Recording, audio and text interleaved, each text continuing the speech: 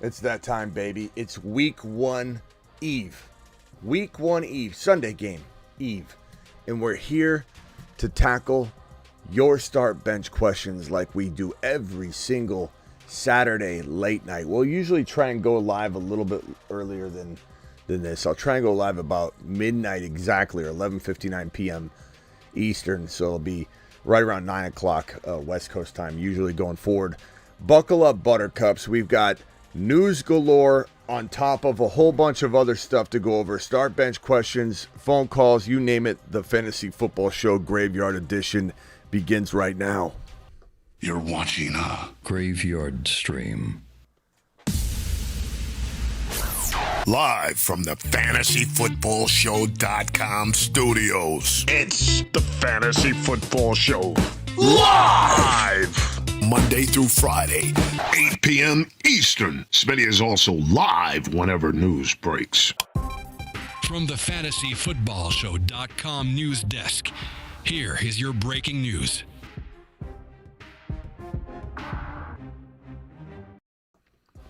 So a lot of bickering going on right now in the fantasy football space, especially when you get Niner fans involved. You know, I even saw a little bit of it in the chat. Somebody, I don't want to call out anybody that said it. There were a couple of people like, Smitty, McCaffrey's fine.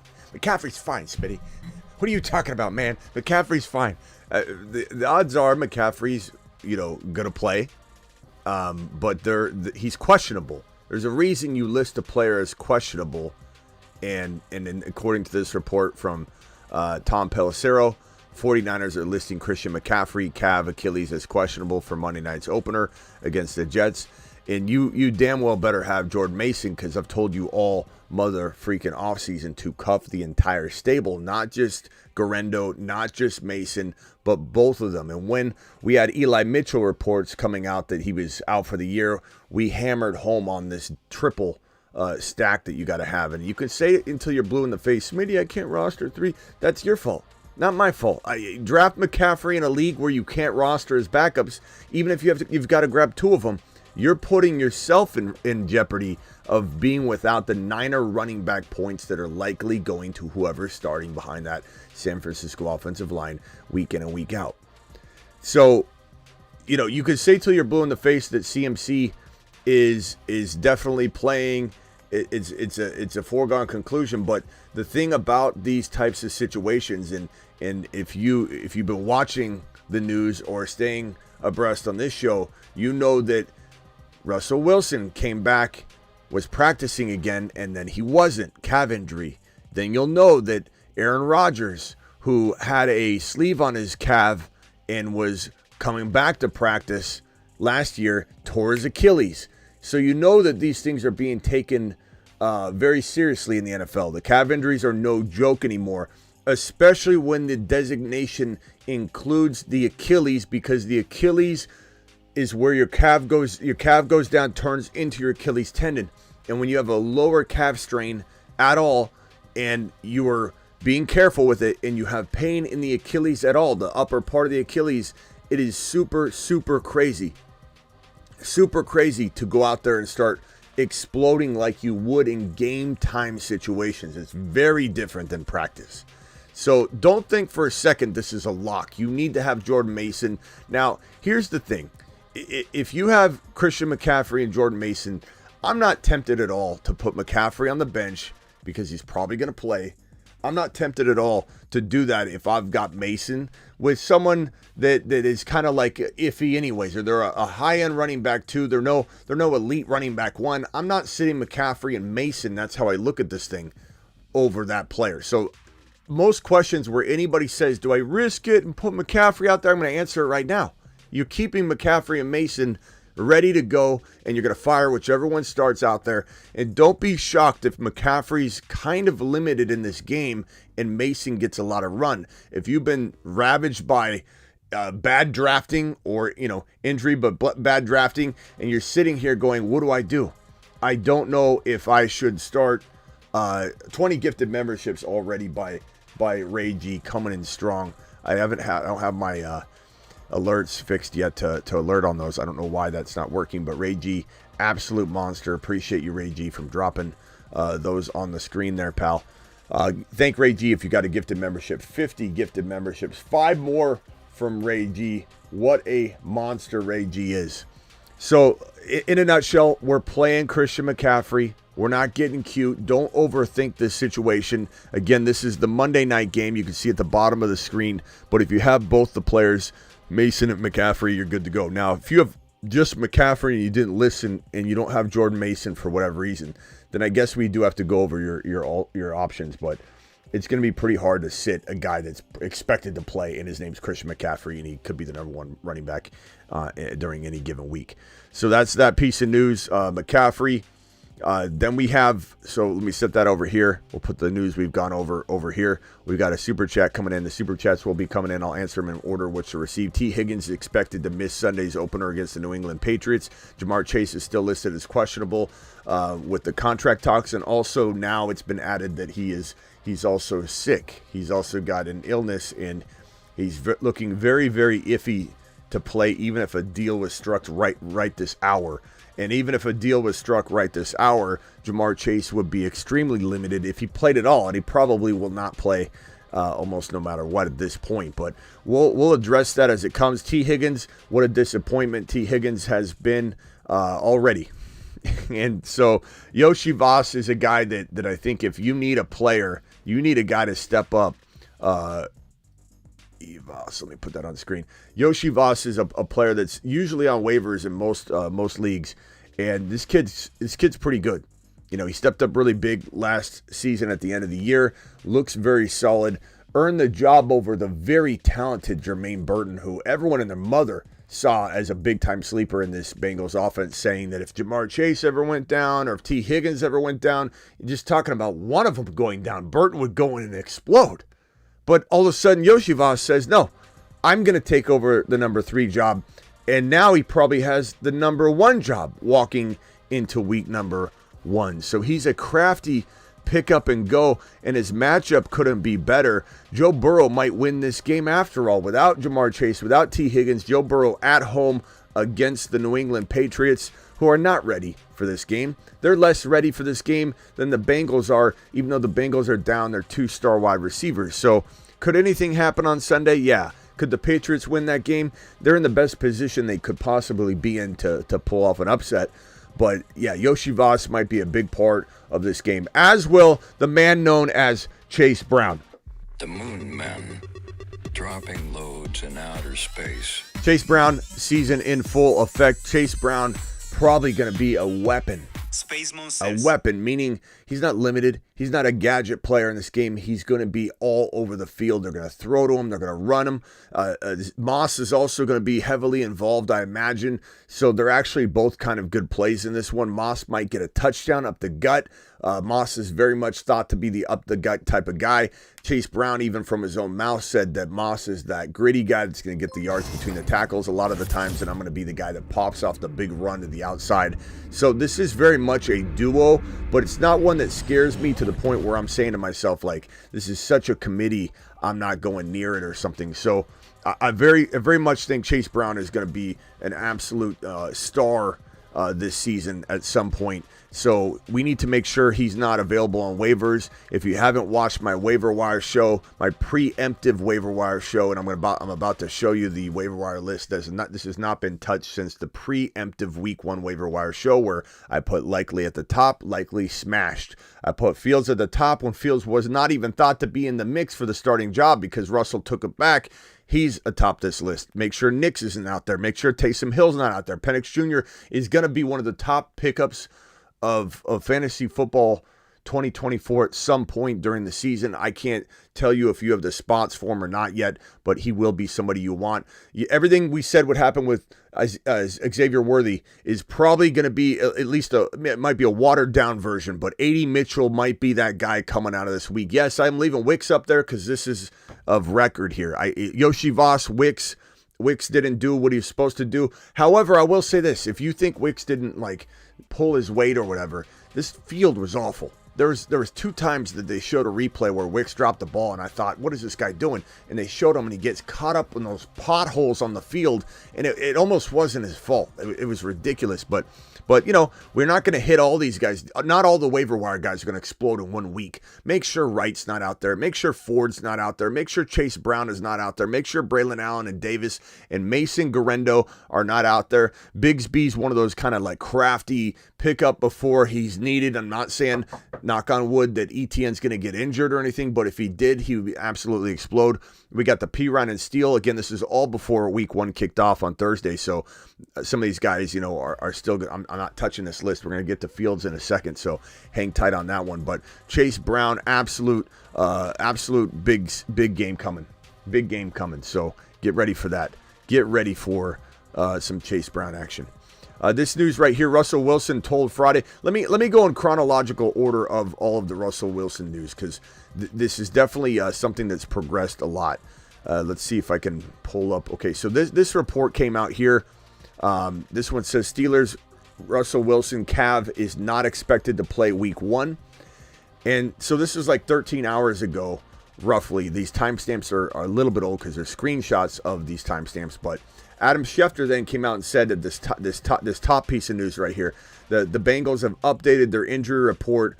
Sunday's opener now include illness for Jamar Chase. I'll get to that one in a second, so let me put that right here. I'm sorry. Here's the report I wanted to read. Russell Wilson told me Friday that he would probably test the Cavs Sunday during the pregame warmups, and he was going to do everything possible to be ready, including getting lots of treatment.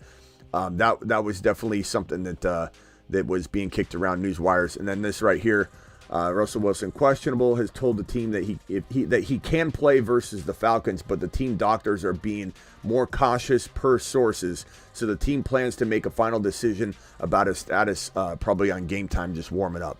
So those are the reports. They're kind of all over the map. This one came out a lot earlier than these reports. This report here talking about Fields wants to play, can play, and the team doctors are the ones kind of standing in the way.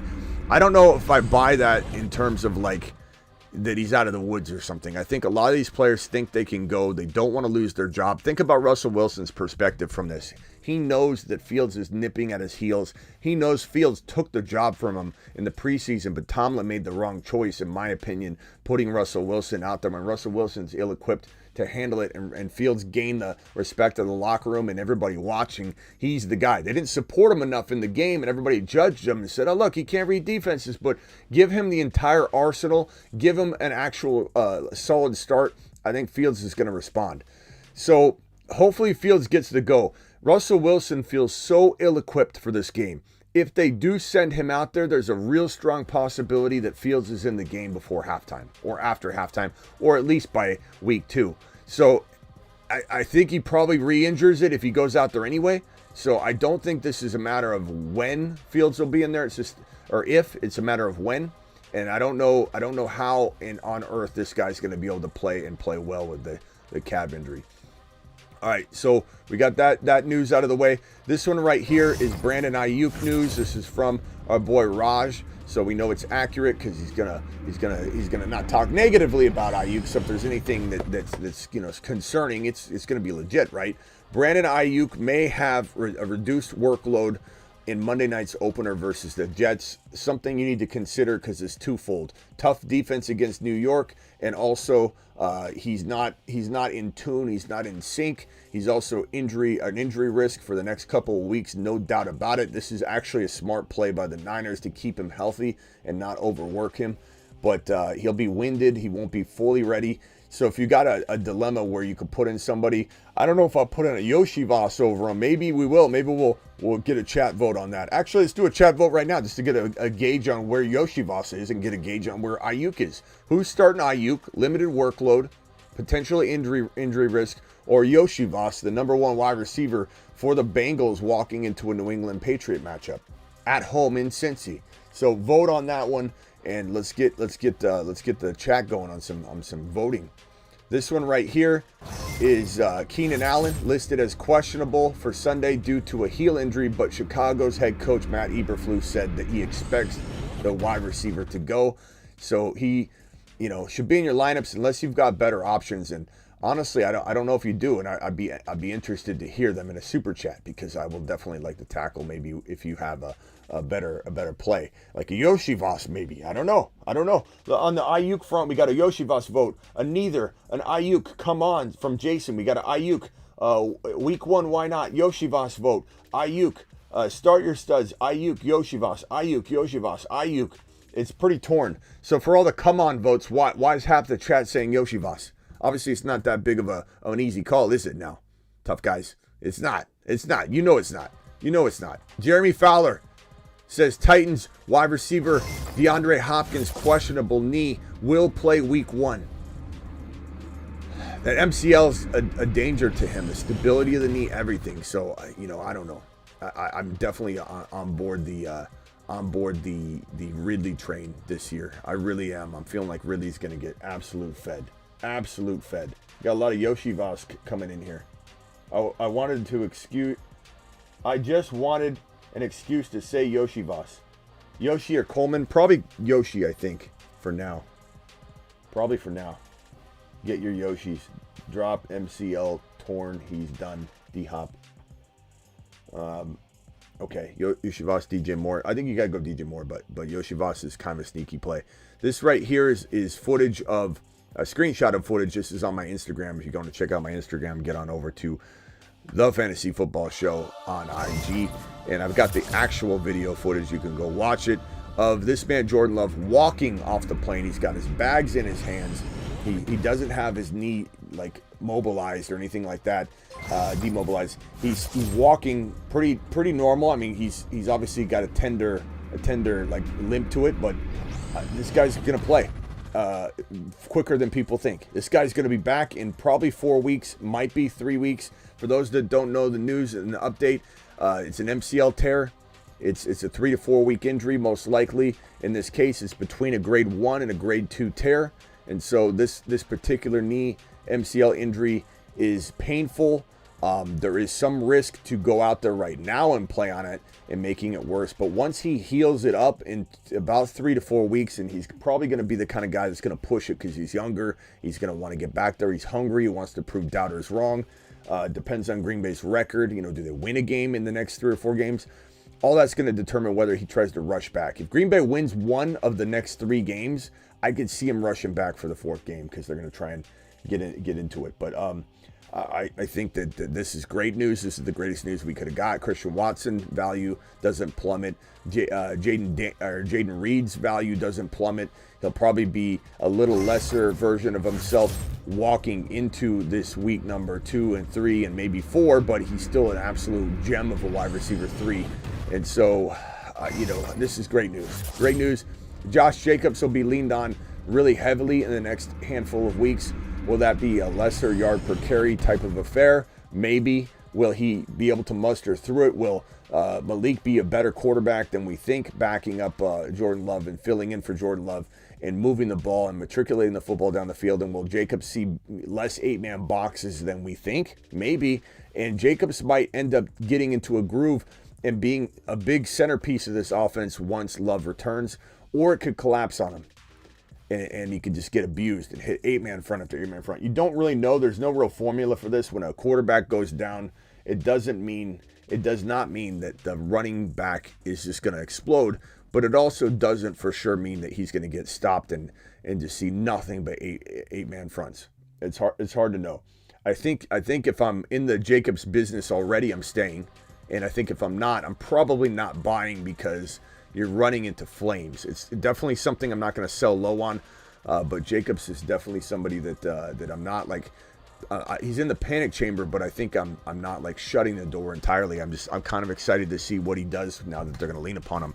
And Jacobs had a good game from a yard per carry perspective. He had 5.3 yards per pop, which was actually more than Barkley. And he looked really good. He just started off sluggish. Wasn't really his fault. He's running up against stacked boxes, which is what we're kind of saying here is, do we get scared about that? But I think this is the last piece of news, and we'll get to the super chats. It really, Jamar Chase, his status is totally up in the air, but leaning very much toward not playing. Okay, very much toward not playing. I'll constantly refresh my Twitter and X, my X account, and all the updates that I have in front of me, the private chat groups I have with different communities that are spread out throughout the NFL. I got little leads everywhere, So I'll keep refreshing all that, see if I notice anything. I've got some pretty good, peeps in Green Bay that keep me abreast when something's happening on the beat writer front, very local front. They're not breaking it, but they hear it real quickly. So I've got that same thing with Raj and the boys over in San Francisco. I pretty much have a little chat group and buddy system to help me get the news as quick as I can. And so I should have my hands on some Jamar Chase news pretty quickly. And if it happens, we'll be going live. So let's get to the super chats. That's all the news right now. Yoshi Voss, nice little crafty start. Let's get into these supers. We got, I think, at least a couple $20, at least one $20 from Rye Guy McFly dropping the 20 wad. Let's send him right now instead of throwing money around. Let's do the Saturn. To Saturn. Mars. To Mars. And to the moon. To the moon. For all $20 haulers, you get the triple stack. Yoshi Voss is most definitely available in my league. However, I'm tempted to move Deontay Johnson from my flex to wide receiver 2 spot and start Curtis Samuel in my flex. I think that's okay. Curtis Samuel, look, when talking about his wide receiver room, Josh Allen did seem to really highlight Curtis Samuel the other day when he was talking to Kay Adams about it in an interview. And he just said, he's the kind of guy that you can run the ball, you can hand the ball off to him. He's all over the field. It seems to be that Curtis Samuel, they want him to be their Jaden Reed. And there's a real good shot he has a decent game. I don't hate this start at all. I think Curtis Samuel's pretty crafty for now. I think maybe we reassess after a week, and I hate to say that, we could change directions next week, but I think he's a pretty good play this week. So I'm going to go ahead and Smitty approve that move, and appreciate your $20 hauler. If you got anything else, let me know. I will be here, pal, for you, answering questions as long as we're live here. So let me drop all these super chats on the screen. Aldi, appreciate you. You're going to see your super stack. Your super chat get dropped on the screen in order in which I receive them. And so they'll be covered up, but I'll be coming for them. TJ, thanks for the super chat. I'm coming for you, pal. This one here is from Jonathan. Thank you, Jonathan. Appreciate you. Hang tight. This one is from, we got a double from Arthur. Arthur, thank you for your 2 super chats, my man. This one here is from little Nicky. Appreciate little Nicky. He says, bold prediction. I'll just read it real quick. He says, Palmer and Curtis Samuel, wide receiver 1s this year. So little Nicky also likes Curtis Samuel. There you go. Little Nicky says, trust the man. Trust Curtis Samuel, says little Nicky. EA Goats, Fields, or Caleb Williams. I think Caleb is, Burrow's not risky, I think, because it's the Patriots, bro. So I might lean Burrow. Chat, we going Caleb, Burrow, or Fields? I think if Fields is anointed the starter, if Fields is named the starter, I'll go Fields. I'll do it. But Burrow's pretty safe. I still think he is. I think he'll have a couple touchdowns. I think Burrow's that good. I'm not too worried about Burrow. All right, let me get these super chats. Luke, thank you. Thomas with a $2 hauler. Thank you, Thomas. Miguel with the super chat here, $2 hauler. And that one's a quick one. 10-man Superflex, Allen, Ridley, or Monty. So Keenan Allen, I'm not going to put Keenan Allen in. They're hurt. Ridley, I'm going to go Monty. Monty's the safe play. Feels like a good bet for at least 10 points or something, like a rushing touchdown. Anthony, appreciate you. I'll put you right there, pal. Coming for you. Hang tight, Anthony. Let me put this. I got to put this in the back, young man. I'm sorry, but you were last to come in here. But I'll get to you quick, okay? Thomas with this one right here. Ridley or Javonte. Football's back, baby. Thomas, appreciate you. I'm going Ridley, but that's a close call. It really is. This one right here, it's time for football. Thanks for all the prep. Thank you, Luke. Appreciate you just dropping a line like that. David with the super chat, $4.99. Someone offered me Mason for Swift, and I have CMC. I would take, honestly, I'm taking Mason. I mean, I want more, but you gotta do what you gotta do. You counter offered him Godwin and Swift for Ford and Cup. Woo! If you give Ford and Cup, I quit my job and I come work for you. Godwin and Swift for Ford and Cup. Yeah, that's crazy, bro. Godwin and Swift for Mason and Cup. I like that one too. But to be honest with you, bro, I like Ford more than Mason, even if I've got CMC. I don't know if you can get that thrown in or something, though. But woo, you get that trade, man, I'll be super impressed. I'll be ultra impressed on that one, pal. But that doesn't seem likely, especially in the 11th hour. But please do share if you end up getting that one converted. JF21, I got to put you at the back, but I appreciate you. This one right here, does Fields keep his job for the season? If he goes in there and does well, Arthur, but I can't predict whether that happens. If he goes in there and does well, I like it. And also, if he does, do I trade Dak? I have Baker too. I don't think Fields is a very safe quarterback right now. He's an exciting one, but is he a safe one? I don't think I'd be trading Dak just yet. It depends what you could get. I guess I'd put my cojones on the table if you had another backup quarterback that you felt comfortable with. Like, let's say you had at least somebody like Bo Nix and you wanted to roll the dice. I'd be okay with that. Putting your balls on the table, saying Fields, or you get Russell Wilson, and at least you have the combo. Penix Jr. is also somebody that would be crafty. You could always also trade for Cousins pretty cheaply and pick up Penix Jr. and have that as your QB2. Go with Fields for as long as you can, then put Cousins in. That's probably what I do. Who do you think has a better season, DK or Puka? I think they're pretty close, believe it or not. I think DK could ball in this offense. Ryan Grubb's offense, this offensive coordinator from Washington, who was Penix Jr.'s OC in Washington last year. That vertical attack, 3 wide receiver set, stretching the field. DK's always been said to be a one-dimensional player. I don't think so.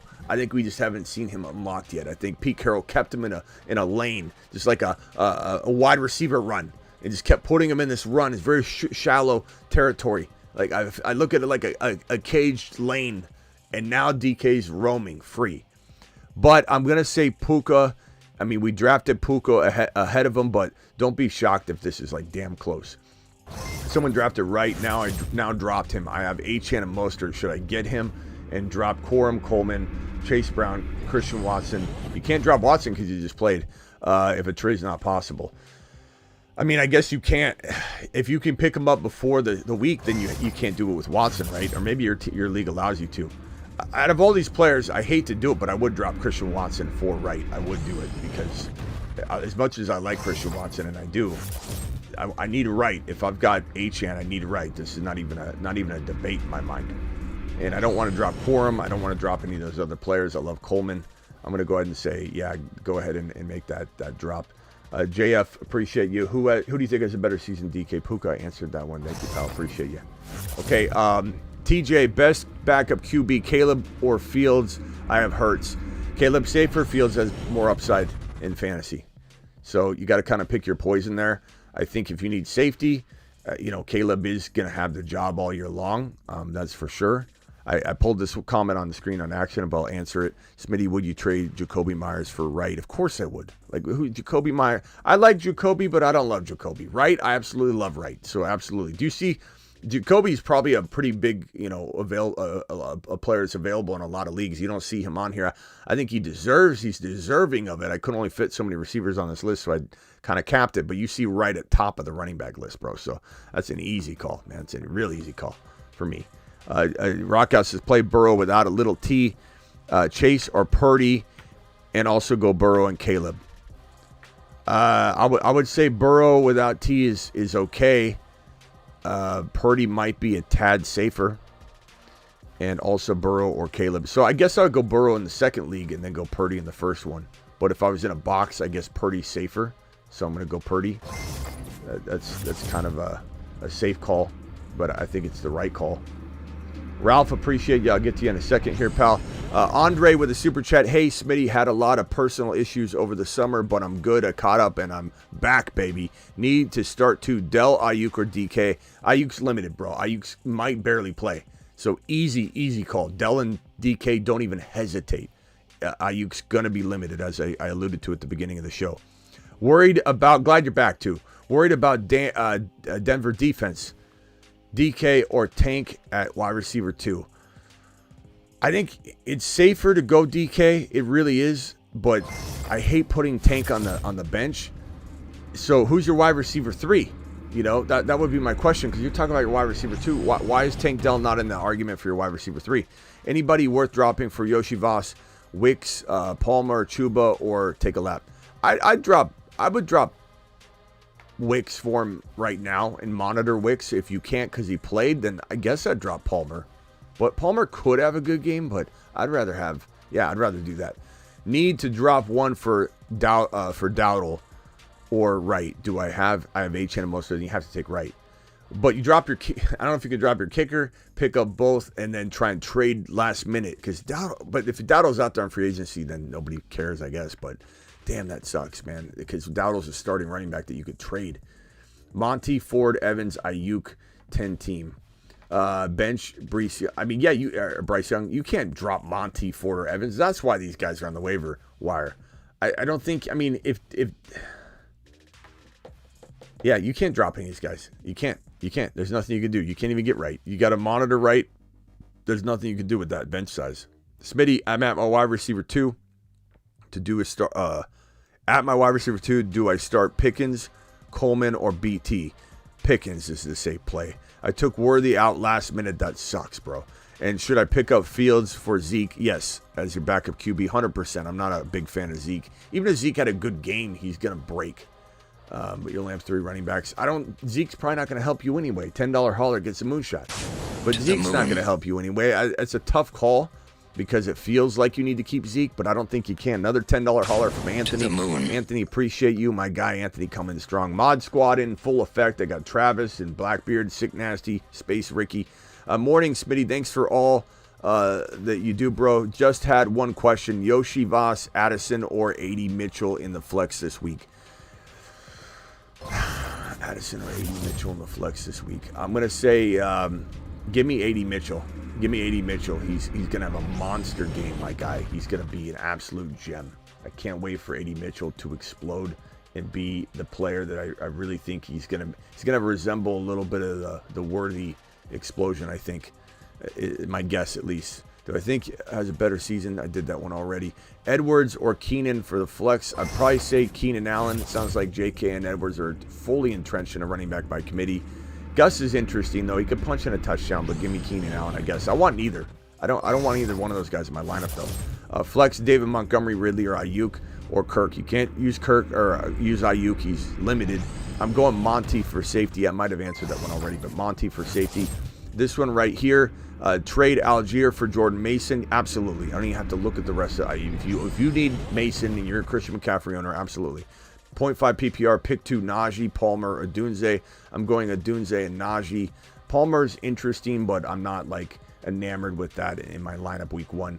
I think there's a possibility he does well, but another exciting football please, no more crazy stuff. Thanks for keeping your ears to the ground, Smitty. You are the super GOAT. Appreciate you. Superfish is awesome. To Mars. Definition of a space cadet is Superfish, no doubt about it. Max, appreciate you. Start Ladd or Keon at wide receiver. I'm gonna go Keon and Chase Brown in the flex. Nice, Chase Brown to the moon. Rock Out says if Little T is out, JMO, Cooks, or Dowdle. I don't even know if I'm starting Little T anyways, even if he's in at this point. JMO for me. Dowdle's maybe safe. 80, actually JMO, then 80 in that order. And I think I said AD last night over JMO. So I'm torn. Chat, 80 Mitchell or JMO. JMO safer, 80 Mitchell bigger swing, bigger risk, but bigger upside for 80 Mitchell. He could have that Worthy game. But so could JMO. JMO's really looking good. They're really impressed with JMO. I'm impressed with JMO. The whole world's been impressed with him lately. I think JMO's definitely safer.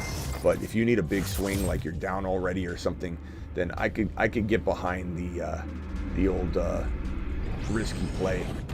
It's a real tough one though, bro. That's a real good question. 80 Mitchell or JMO, guys. Put it in the chat for Rock Out. He needs our help. He needs our help now. Thomas says flex 1, Javonte, BT, or Rome. I'm going to go BT. BT. He just seems to keep doing it. Like, BT just scores. You know, he just 40-yard plays all the time. Zamir, Chuba, or Spears? I'm going to go Spears if it's full PPR. That's a great question, though. Very, very close. I like Zamir a lot, but the offense scares me. Crazy 80 Mitchell or Kincaid. Asking for a friend. I'm not sitting Kincaid in this scenario. I do love 80 Mitchell, but no. Jordan Mason over Spears in the flex. That's a tough question now because if he starts, of course, but I don't know that we're going to have that information. So, you're going to have to make this decision in the morning without knowing what's going on with CMC. I would say Spears is your safer play, and Zamir Chuba, Spears. I think I answered this one already. We're gonna go Spears, or if I didn't, and that's a different question, I'm going Spears. It looks like the other one, but it's a great call or great question. Tough call, great question. Money Mitch with a $5 hauler. Money Mitch, appreciate you. This one is a good one. Question was I needed to drop one for a kicker. I was dropping Dowdle or Wright. Don't have Mostert each hand. Okay, I'm sorry, Money Mitch. I must have got it wrong. I thought this was the one that we were debating, this tough question, but obviously I've read it wrong. I'm not dropping Wright. I know Dowdle's a starter. Damn it, man. Dowdle might look better coming out of this week. You might really be upset at yourself for dropping Dowdle. But I think at the end of the day, I believe in Wright more. So it's a tough question. This might be one of those ones where, like, remember when James Robinson had a touchdown and there's a breakaway touchdown and looked like the guy in ETN the year we predicted ETN to have a breakout coming off his injury year. And he was a moon man and he did amazing. He was absolutely fantastic. ETN's been a big fan of this, or we're a big fan of ETN on this channel. But everybody freaked out. It's like, look at James Robinson. Smitty, you were so wrong about ETN. It's James Robinson season. And I'm like, guys, no Achilles tear running back ever comes back to be a top 10 running back ever. Never once as a running back been a top 10 running back after an Achilles tear. And everybody freaked out, and James Robinson ended up they moved on from him, and the ETNs exploded. I think we might feel that way about this. Like, Dowdle, oh my God, I can't believe I cut him. What was I doing? It's going to look bad at first, but you need to make a trade, bro. The Dowdle's tradable, Money Mitch. What are you doing? I can't even condone dropping one of them. You got to get on the ringer and get a trade done. That's the only thing that you can do, bro. I wish I could tell you that there was a better answer, but there's not. And we're going to take some phone calls here now, and I appreciate everybody being here. Here's the schedule. We'll pull this up, put this on screen, and do some more phone calls and such right now. Drop the super chats. I'll answer them in order in which they are received. And let's get going on this eve, this week 1 eve sesh. Let's go.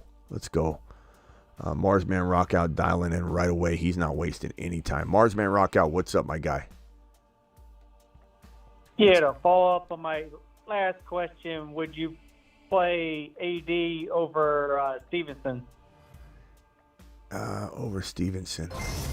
I got a double flex. Yeah, probably not, but I'm not going to lie, like, it's tough. I know. But right now I got J-Mo in my lineup as the second flex. Yeah, I don't know. Stevenson or A.D. Mitchell, guys. I think you got to go Stevenson. And this Bengal game should be pretty good for him. You know, I think we know that AD could be good, but in that scenario, I think you lose zero sleep if A.D. Mitchell goes nuts and you're like, there's a rookie, you know? And so you put Ramondre in. You put Ramondre in, who got paid a big fat new deal. You know they want to use him, and then you play it by ear in week 2. But I don't think you'd sleep well at night if you ended up doing it the other way. So that's going to be my take on that. H-Chan running back 2, flex Mostert, Najee, Chase Brown, or A.D. Mitchell. I'm going Mostert here, but I want Chase Brown in your lineup somewhere as well. Just letting you know on that. Let me go over to Terrell. What's up, Terrell? How you doing, Smitty? What's up? I was just wondering, with Brandon Aiyuk limited, would you consider starting Taysom Hill over him? Yeah, I would. Same here, I think you got to have better options than that, though, bro. I mean, Well, this is Dynasty, so it's Dynasty, so I have like Tyson Chandler, and I mean my starting lineup is great, but my bench is a little rusty right now. See, he's gonna be limited, and so you never know. But what's wild to me is that people say things like, and they said this on the earlier question, where someone asked me about, I forget who it was, Aiyuk and whoever it was, Yoshivas. Oh, I think I just posed it. If everybody on the phone line, but Terrell could mute themselves, please. Everybody mute, but Terrell. Thank you, Mr. Miyagi. Please mute. Gage, please mute. Rockout's already muted, so you guys just mute for me. Hey, Smitty, I do have Michael Wilson.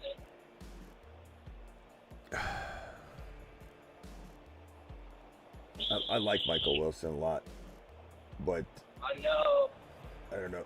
But everyone's saying that you start your studs with this Aiyuk question when I posed it earlier. He is. I'm not saying he's not a stud, but he's going to be limited. This is not. We don't know what he's gonna do. You know, the fact that they're even. I don't know, bro. All right, let's see what the chat thinks.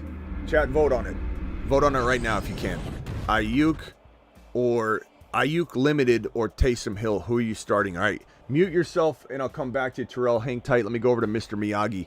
Mr. Miyagi, son, what can I do for you, pal? Hey, Smitty, how's it going? I'm good, bro. Dude, what crazy news with Love, man. Thank goodness it's going to be okay. Yeah, great news. I mean, especially not to be selfish, but this is what we do. I don't apologize for it. We got to talk about the implications of stuff. This is like when the Hamlin thing happened. And I was talking fantasy football. People are like, "What are you doing?" It is what it is. You could chew gum and walk at the same time. We can say prayers up, do all that. So the show did not stop, but fantastic news.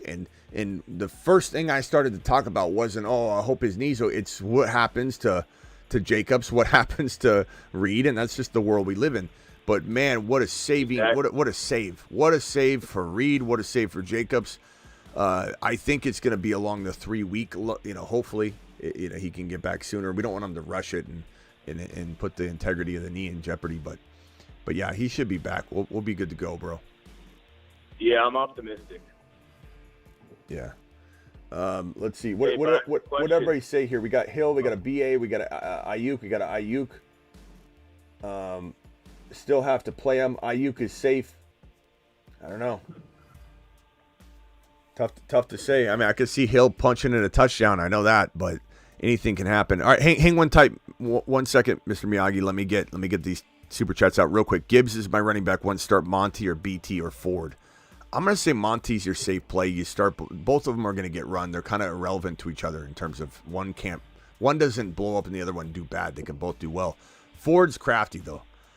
If you wanted to sit Monty, you could, but at least you're like hedging all of the running. You're hedging your bets with all the running production in Detroit. So I think Monty's your safe call, but I'm telling you right now, find a way to get Ford in there as well. And Yoshivas or JSN, I'd probably say Yoshivas this week. I know it's crazy, but and then this one right here, full PPR, Yoshivas, Deontay, or JMO. I go back and forth on JMO and Yoshivas. I really do. Chat, can we vote one more time on JMO and Yoshivas? Please put it in the chat. Yoshi or JMO, please. That is all the cleared super chats for the moment. All right, Mr. Miyagi, it's your floor again real quickly. Go. So I was curious what you thought about if Jordan Love is my backup, would you invest in Justin Fields or would you just kind of like wait a few weeks and you're probably okay? When's the bye week for your other quarterback? It's Jalen Hurts. When's his bye week? I think like week 10 maybe. I don't know. I'm not 100% sure. Well, you might. I mean, what is it? Week 5. Week 5. You got to know that information, bro. That answers the question for you. Yeah, my bad. You're right. Yeah, I mean, 2, 3, 4, pushing it. You got to probably get Fields now because if you wait till later, you won't have the, who are you dropping for Fields? That's my question because the only two people I can actually drop for Fields are either Ben Sinnott, Monty Vidal, or Demarcus Robinson. I mean, you act like Demarcus Robinson's like saving your season, bro. He's like Captain Save a Season. I don't think so. I like Demarcus Robinson, but guess what? Whittington's got maybe the edge over him right now where he might eventually grab it. So this is a no-brainer. What are you even doing here? Get out of here, go do it and come back. Or put us on mute. Damn, all right. I appreciate you. All right, yeah. Thank you. Miyagi-san, you can mute yourself and come back if you want. Gage, you're live. Go. Yeah, so I just got 2 sit and start questions for you. Number 1 is JD5 or Fields. JD5 or Fields? JD5. Okay, and Zamir White or Stevenson? Probably Stevenson. All right, that's all I got for you. It's close, but I mean, at the end of the day, look, Stevenson got paid a big bag, and he's playing a very down and out team right now that might win the game, but they don't have a lot of weapons, so this could be as close of a game as you could possibly, ask for. Now, Zamir White is playing the Chargers, however. Yeah, I'm just look. Stevenson's going to get a lot of work. He's also a guy who can't get game scripted out because he's probably their best receiver. So I'm going to say Stevenson. But, I mean, anything can happen, bro. I mean, you got to trust your gut on this one. They're 50-50 calls for a reason. Listen to me, right? If anybody's taking my advice like it's 100% lock, let me put this out there and make it very abundantly clear. I'm going to miss minimum of 30% of these start bench questions. I know it's not what you want to hear. Maybe somebody won't admit that, but I'll admit it. I'm going to miss a minimum. I'm going to have the most amazing day I've ever had in my life if I land 71% of these 50-50 calls. These are 50-50 calls for a reason, so you always trust your gut, my guy. Always trust your gut. All right, I'm going to go with Zamir here. All right, there you go. It's one against me. I like it. I like it. All right, later. Marsman Rock Out, you are live again. Actually, Marsman, wait 1 second. Let me clear these off. I'm doing a really good job of ripping through these, though, fast. I've been getting them off my docket really quickly. And let me just keep up so I don't get behind. Lloyd, appreciate you. Drop one for Ray Davis, Chandler, J.K. Dobbins. Probably Chandler, but, there's a chance that Chandler gets into the lineup. Like Aaron Jones is old. He could get hurt during the game. Prayers for Kentucky. It was 40 minutes from my house. Says Shoddy. Thank you, pal. Appreciate you, Shoddy to the moon. Drop Benson for Chase Brown. Right now, yes, you have to. You have to do that. I want both. I'm trying my best to have both rostered. If there's a way to do it. If there's a way to do a 2-for-1 trade or something like that, Superfish. But PPR start Aiyuk, Rico, Mooney, or Javonte. This is where I'm going to start Aiyuk. You could go Dowdle, but I'm going to go Aiyuk here. But Dowdle could be good for a touchdown, but it's still going to be a committee from the beginning. Even though we're hearing a lot of Dowdle projections, these are projections from people. There's no like, hey, he's the starter, lone starter. Zeke's getting no work. This $10 hauler coming in strong from Logan. Logan, appreciate you. 3 wide receivers, 1 flex. What do you do? Worthy versus Neighbors and running back 2. What do you do about Worthy versus Neighbors? You mean in week 2? I mean, let's play it by ear once we get to week 2 and we see what Neighbors does. Right now, it's unfair to say, hey, Worthy, look what I did. Like, Worthy's amazing, but yeah, we might have a buy low, sell high situation on our hands for your team, but we need to wait it out. And running back 2, rest of season, Christian McCaffrey's obviously your 1. You got Mason, so you're waiting on Monday night. You're good to go. Your running back 2 rest of season's probably going to be, it's between Dowdle, Zamir, and Spears. Dare I say I want to put in Spears in this game if it's full PPR. It's a little bit of a crazy, I guess, blindfold on. You don't know what's fully going on, but I feel the same way about Zamir and Dowdle. And I just don't trust this Raiders team. I don't know. Zamir's a good play. But I could just as easily see some sort of rotation, something we don't expect. The Raiders are very disappointing to me already, the way they handled the draft and the way they took a player in Bowers who we love, but they had Mayer and they didn't take a quarterback. They didn't even take Bo Milton when I said to. I don't know why they weren't listening to me. But this is a tough call, but Spears for me. And I love your wide receivers. I think maybe we just attack the trade later. Like maybe you're trading Dowdle, who maybe punches in a touchdown, and you get some value out of that. Unless you can do it now. But Dowdle and Neighbors for one bigger, stronger running back.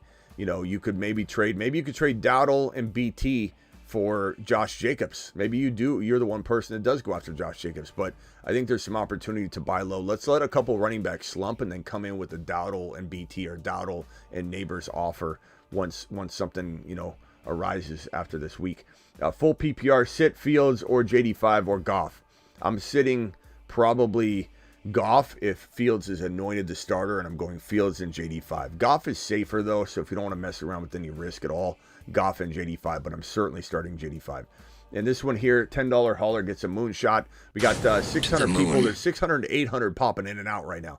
So hit that thumb up button. Subscribe if you're new. Appreciate everybody. Now we got 712 people in here. Subscribe if you're new. I'm live every single Saturday evening like this. Sometimes we go hours and hours doing start bench advice, and then I'm also live Monday through Friday, every single Monday through Friday at 8 p.m. Eastern. If you're new to this channel right now, I promise you, you're gonna love your new home. Pitcher 10 live. Additionally, I'm live additionally whenever any news breaks. I'm live. Any big news breaks, and I'm live Monday through Friday, 8 p.m. Also live most midnights. So yeah, I'm live like sometimes 3 times a day. So here we go, back to the drawing board. The super chats are still here. I'm clearing them out pretty quickly though. Purdy, Devontae Smith, Godwin, Gibbs, Pacheco, Bowers, Walker. Bench is as follows: Daniels, Kamara, Worthy, Shakir. Let me put this guy on hold. 905 caller, what's your name, bro? Where are you calling from? 905. Ontario. And what's your name, bro? Joe. Joe? 905. Can you turn down the background noise and then just mute real quick? I'll come right back to you. Okay? All right, sounds good. Thanks, pal. All right, let me get these super chats real quick. I got like 2 or 3 of them right here. So this is your team. Yep. Rate your team. Purdy, Smith, Godwin, Gibbs, Pacheco. Love the RBs. Love the Walker as well. It's fantastic bench. Daniels, Kamara. I mean, you got a surplus here. I don't know why Worthy. I know you didn't mean to. You probably tripped and fell and accidentally benched Worthy and put Godwin in. But good God, were you not listening to the show? Going forward, you need to make sure Worthy's in the lineup, obviously. So Devontae Smith and Worthy's not that bad. Devontae Smith and Godwin looks pretty shallow. Kamara, you've got some potential there. If Godwin does anything significant, you're trading Godwin and Kamara for one better wide receiver is what my move is. And that's the only move really here to make. Or you're trying to upgrade Purdy a little bit. So if Purdy goes out there and does some good work, then I think you'll have a little bit of an argument to make. Hey, I'll trade you my Purdy for your slumping Mahomes, and I'll give you, I'll give you this piece. So we'll attack the buy lows and sell highs with your specific team coming out of week 1. And Ian with this one projected to lose by 14. Who do I start at flex? Connor, Coleman, or JMO, or BT, or Chase Brown. C bro. Give me C bro. Connor's pretty safe though, and he's got a lot of upside still. So I guess chat, can we vote on that one? Chase Brown or Connor? Connor or Chase Brown? I like JMO, I like Coleman, but give me the guys getting the guaranteed touches. BT's obviously really close too, but give me Connor or J bro. So that one's tough. In the last super chat here, and then I'm caught up. Drop Benson for right if I have HN and Mostert. I would, but I would try and go to the Connor owner and see your last minute if you can do anything, bro, just so you get some little upgrade somewhere. We got a Connor vote. Connor's safer. I think the chat's right on that, but I definitely think that Chase Brown's got more upside, but Connor's still got a grip of upside. It's not like he's a bum with a low, he's got a kind of a high floor too. So I don't know. Maybe you go Connor this week and then you see what's what with Chase Brown. That's just safe play. You drafted Connor higher. Maybe you play it safe, but I don't know. Sometimes I roll the dice and I just, Chase Brown to me, I think he's going to have a good day, but I mean, Connor set up pretty nicely, and don't make no mistake about it. He's the starter right now. Like they're not like sitting here going, okay, let's make it a committee. They're fully committed to Connor, so Connor should get the volume. Probably say safe play Connor. Let me go over to. I'll go to Joe real quickly, and then over to Travis. Joe, thanks for calling from Ontario, pal. What can I do for you? Yeah, hey man, thanks for taking my call. Yes, sir. You fucking rock, bro. Yeah. Just a quick question. Do you think that Fields can do to Pickens what he did to DJ Moore? Because I see Pickens on a lot of guys' benches. Like, they don't trust him. So, hell yeah, bro. You think that'd be a good move to try and grab Pickens? Yeah, it depends what what you're talking about in terms of a trade. I mean, throw it at me, but yeah, Pickens. But the thing about Pickens is, he has some risk to his name. I mean, Feels like a little bit of a Stephon Diggs kind of situation going on up in his head. But he's young. Right. It might take him a while to unravel. So I'm all about Pickens at the right price. And if you're saying people are sleeping on him in your league, then yeah, of course I'm going after him. But there's still some risk. Like depends on who you're putting on the bench too. Like, is it worth the trade if you're like, oh, I'm sending Dell? Then hell no. No, it's kind of like the middle of the road stuff. Like, I got two guys I'm heavy in. They just fell to me is Jackson Smith-Njigba and Brian Thomas Jr. That's what I have in the majority of my league. Yeah, I mean, BT's pretty good. BT might be given. I'm not saying I'd start BT over Pickens yet, but we might be shocked at how that ends up looking in a couple weeks. But we'll see. But yeah, I don't mind going and getting Pickens. I think it's a good bet. He's a really, really good player, and hopefully he gets unlocked like DJ Moore did. Yeah. Okay, right on, man. All right, bro. Call back if you got another one. Okay, appreciate it. Later. Okay. Travis, you're live. Yeah. Does the Aiyuk decision, Matt, does anything about him playing on Monday night factor in? Like, he's definitely going to play, right? So that's not like a... I mean, he's playing... Just the limited? Yeah, he's playing, unless there's a setback of... or not a setback, but an injury that we didn't hear about until right now. And so certainly there's the possibility something's going on behind closed doors. But they're being pretty honest with the injury report, it looks like, because they put Christian McCaffrey as the Achilles, and that was something that kind of threw everybody aback. So I think Aiyuk isn't injured or anything like that, but could he pull up a limp? Could he have a sore hamstring now and not really be saying much about it? And then they don't put on the injury report because he wasn't sitting for it for any reason. And then he's like, he's limited. I don't know. I could see him there with the massage gun. This is total just guesswork, but I could see him there with this massage gun mid-game or something. Like, oh my God. But you gotta take your calls as they come, and it's case by case. And if you're looking at like a Yoshi Voss versus Aiyuk, you could be out overthinking it and just putting Aiyuk in. But we've seen limited players before go out and have 2 touchdown games, and then we've had limited players before go out tagged as limited, go out and play 2 series, and we're like, good God, why did I start him? I can't believe. So for everybody out there that's saying Aiyuk, start your studs, Aiyuk, how could you even be considering this? We've seen it go both ways before. Let's not pretend like we have not seen a guy limited absolutely be a top 5 wide receiver when he's supposed to be limited, and see a guy that was supposed to be limited barely play, if play at all. So the thing is, it's like, what are you risking with Yoshi Voss? Yoshi Voss is probably going to get you like 10 points, man. I mean, he's the only wide receiver, he's the number 1 wide receiver walking into this game, unless T. Higgins plays. But even if T. Higgins plays, he'll be very limited. So the way I'm looking at it is Yoshi Voss is very safe. Aiyuk is high risk, high reward, but he's high risk. Right. Okay. Cool. But I don't know, who was the guy you're contemplating sitting for Aiyuk for? Oh no, and I was just curious if the Monday night thing factored in, or if it was just strictly because he hasn't been with the team. Well, the Monday night thing factored in, but it's already factored into the they've already said he's going to be limited. Like, so to hear that, they're obviously factoring in Monday night. It's not like they're saying, oh well, by Monday he might be okay. They're telling us he's going to be limited. Right.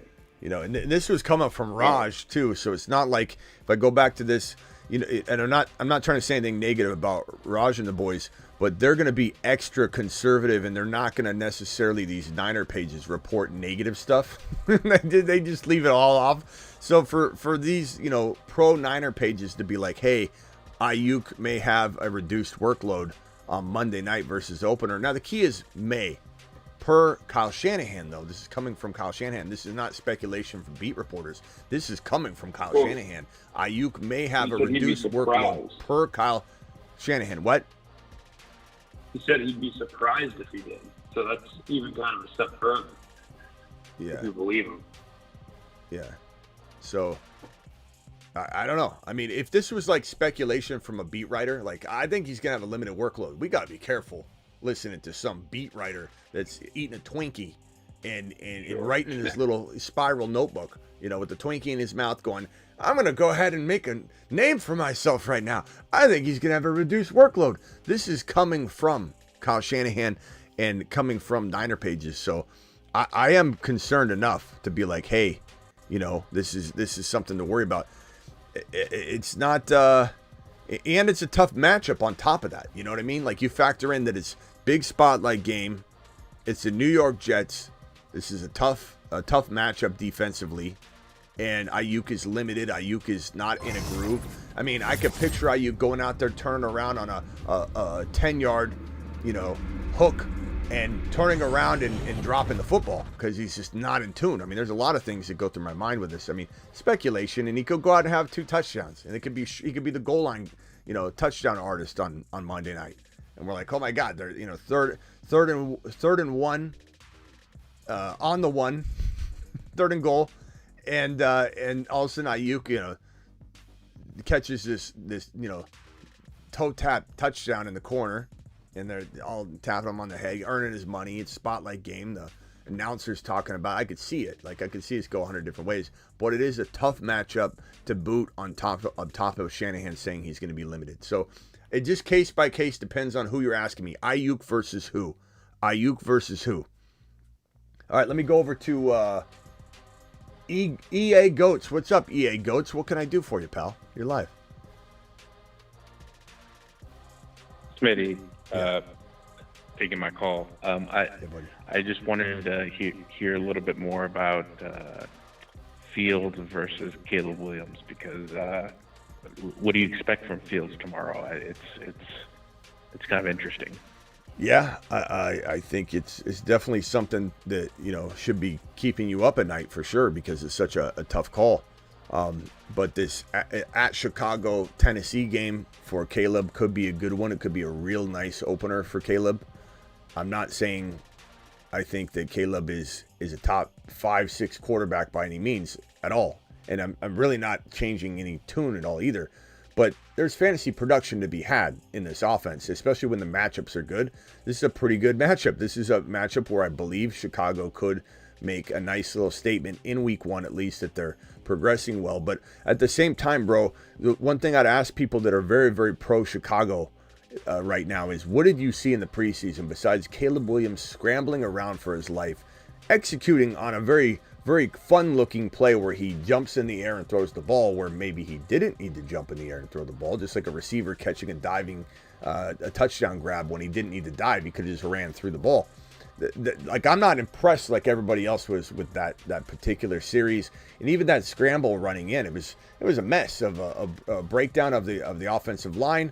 And the thing that I take away from Shane Waldron's play calling so far is exactly what I said from the jump, is that this guy is a 2 wide receiver set design artist, and he's never called run plays before on his own before. And that came from the announcers during his last preseason game where he did all that.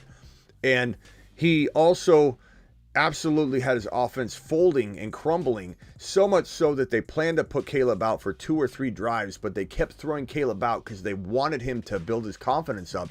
They didn't want to pull Caleb off the field on 3 and outs where the offense completely collapsed. And everything Caleb did good in that game was from scrambling outside the pocket, playing off platform and off script. And so you got to ask yourself, when the game's on the line and they're facing good defenses, and that isn't really the case in week 1, though, that's why it's a decent play. What's going to happen if this offense is not capable under Shane Waldron's command? Shane Waldron was the dumbest hire they made. I don't understand why that's the guy you pick when you're putting everything on the line with Caleb Williams. It didn't make any sense at all when they did it. And Caleb versus Justin Fields, I mean, it's a tough call. It's such a tough call. I think at the end of the day, you got to ask yourself, like, you know, if this game is going to be high scoring right here. I like Atlanta's D. They're much improved, but there's still opportunity. And what's this game going to look like? Is it going to be one where Fields, no matter what, is either, in my opinion, down, or it's a really close battle where they're scoring back and forth? Anything can happen. The Pittsburgh D could certainly hold Atlanta to like a low amount of points, and maybe this is not what we want for week 1 for Bijan in London. But I also do envision it being a pretty solid scoring game. And if Fields is down, he's scoring points. If it's close, he's scoring points. And even if he's up, he's probably running quite a bit. I like Fields a lot more in this matchup, but anything can happen, bro. Anything can happen, and trust your gut. Remember, he's a rookie. Remember, he's a rookie. Caleb's a rookie. I think I agree with you. I was a little bit higher on Caleb than you were, but I think I'm starting to look at it from your lens, and I say the same thing. You know, what's interesting about the Bears, they don't know what they are. Everybody's new. I think the difference between them and maybe Fields is that I feel like the locker room in Pittsburgh wants Fields to succeed. Yeah, and they've got a lot of players that are the exact same age as Fields, with Najee and Warren and Pickens and Fryer. They're all like around the same group, and so and Fields did really well with Chicago that didn't have nearly the weapons the Steelers do, and the Steelers have one of the best defenses in the NFL, so that might actually work out. My last real quick question for you is, would you rather have Mason or Braylon Allen? And you don't have CMC, I assume. You're just picking up a cuff. I don't. Yeah, solo cuff. I have Mason. I have Achane, Kyren, and Wright, but I picked up Mason just because I have a good feeling about him. Yeah. But Braylon Allen's still out there. So waiver. this is not one that can be answered, I think, without giving you some double talk. It's just it is what it is. Sometimes there's not an answer. I'm trying a lot better this year to not cement myself into an answer every time. I think when you do what I do, sure. you get sent a super chat or someone's calling in and their game's on the line. The worst thing I think that I've done in the past is I just give an answer, hardcore stance on. But sometimes when I feel like it's up in the air, I'm going to leave it up in the air because I want to make sure I'm not influencing you because I want to get the question done and answered. I want you to probably, if I don't know, if I'm wavering, I want you to go with your initial gut instinct. And so. I think Mason is a starting running back in the NFL. I'm going to say he without looks like Najee Harris. Okay, so without even doing it, I'm going to tell you to go with your gut because I think this could go either way. The thing is, if CMC goes down, Mason's going to the freaking moon. But if Braylon Allen, if Breece Hall, something happened to Breece Hall, Braylon Allen would also go to the moon. So it's kind of a race, an unfortunate race of who gets more opportunity quicker. The only thing about Braylon Allen is he has a chance to get touchdowns even with Breece Hall healthy, and he could get like 7 to 8 to 10 touchdowns on the year, even with Breece Hall being completely a monster all year long. Breece Hall got very little goal line work, and I don't know that they want to give Breece Hall a bunch of like true goal line work. They'll use him around the goal line. They'll throw to him. He'll get 2, 3, 4 goal line, maybe 2 or 3 goal line touchdowns this year, or around the goal line, whether it's a pitch catch or whatever. But I think when it comes down to 3rd and 1, 4th and 1 on the goal line, they're going to use the guy they drafted to be a bulldozer. So there's some like bye week and one-off injury helps. He's an injury help for you if you need to throw him in Braylon Allen. But Mason's, trust your gut on Mason, bro. Christian McCaffrey's 28 years old that has a lingering calf injury right now. You can identify this as a lingering calf injury because it has not gone away to the point where he's being listed as questionable instead of being off the injury report. There's a big difference in I don't know if a lot of you can envision this being where everyone's worried and panicking, and then all of a sudden the player's not even on the injury report, and then everyone's like, wow, okay, that was a bunch of panic for nothing. We're not seeing that. That might happen tomorrow, but for right now, the way they're talking about it, it's still a concern enough that they're listing as questionable, which means it's a 50-50 designation. So for everybody in the chat going, CMC's fine, didn't you hear he's going to be fine? It's a 50-50 designation for a reason. You know what I'm saying? It's weird that they added the Achilles. That is really weird. So they added just that. Left it the calf or ankle. They had to add that. They had to be specific and accurate, and that's why that got added on there. Teams are doing that now. They're being very honest and upfront, so they don't get fined and such. But it's not like the situation last year. It's not like they examined it yet. It's not like they examined it and they decided, oh, this is Achilles, and that's what everybody took it as. They're like, oh my God, it's Achilles now, or the slash. It was Achilles/calf. They're like, he's got an Achilles and a calf injury now. People don't understand. That's the same. It's the same part of the calf that is, just where the calf and the Achilles meet. So. But hey, that's the worst calf injury to have. Like, because you don't know if your Achilles is going to just pop.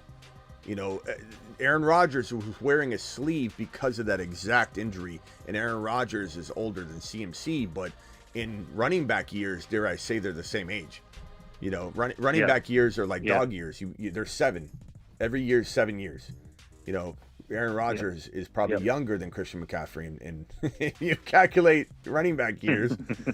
So, you know, and Achilles tears, even though we had an Achilles injury to a young player in JK and all that, it is a very much thought to be an injury that, you know, you have it because your Achilles is worn. You know, you've done something to it, or the way you run, you've done it for so long, it eventually gives way.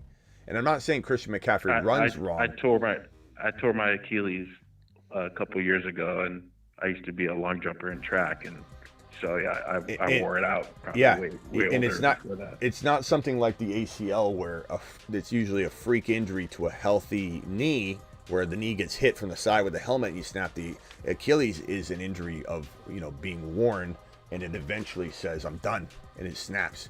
And I've said this for a while. I bet you there's going to be, if this continues, there's going to be some preemptive investment from teams to monitor where, you know, maybe we can prevent some of this. Is anybody, you know, how's everybody running? How's everybody planting, heel toe, et cetera, and there might be some heavy money investment in trying to prevent Achilles injuries in the future and stave it off before it happens. But yeah, a lot of it is very, very, very tricky. All right, hey, appreciate you, Goats. I'll call back if you got another one. We'll see you later, pal. Appreciate you. Let me get these super chats out, then go back to Rock Out, then to Travis. Schultz versus Bowers. I'm gonna go Bowers in this one, I think, but I don't know. That's a tough one. Schultz is pretty solid. I guess Schultz would be safe, but I don't think you're crazy to go in either direction. This is one of those ones I almost don't want to answer. Heating, mute for me a little bit. I'll be right there for you. Just mute if you could. This one from Box. Why are you out on Kyren? Why are you out on Kyren already? I don't know what in the hell you're talking about, bro.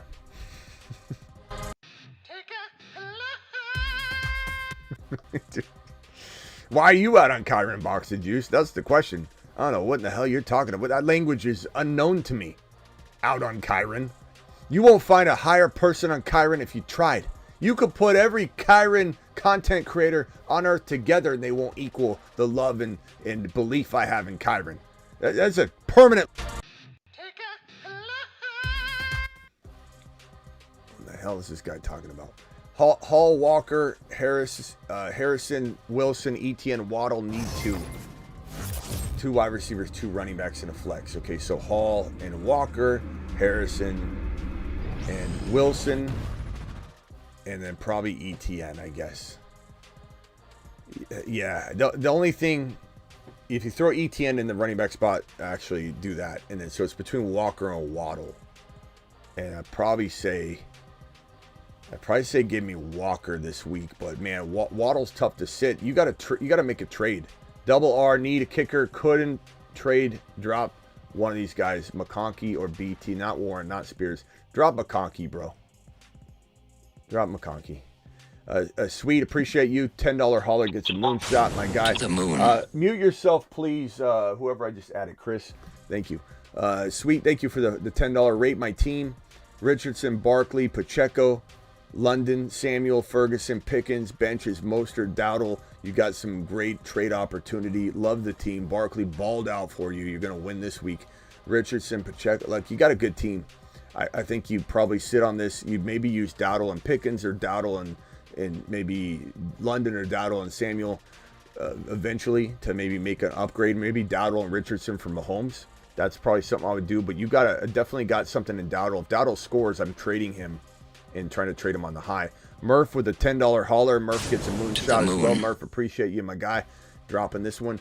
2 teams need help for first team need 1 wide receiver, 1 running back, 1 flex. Ramondre, Chase Brown, Dell, Coleman for the second. Okay, so for first team, I'm going to go Chase Brown, Dell, and Ramondre. Pretty easy call, I think, even though, you know, anything can happen. For the second team, you need one wide receiver, 1 flex from Keenan Allen, Coleman, Dowdle, and Pollard.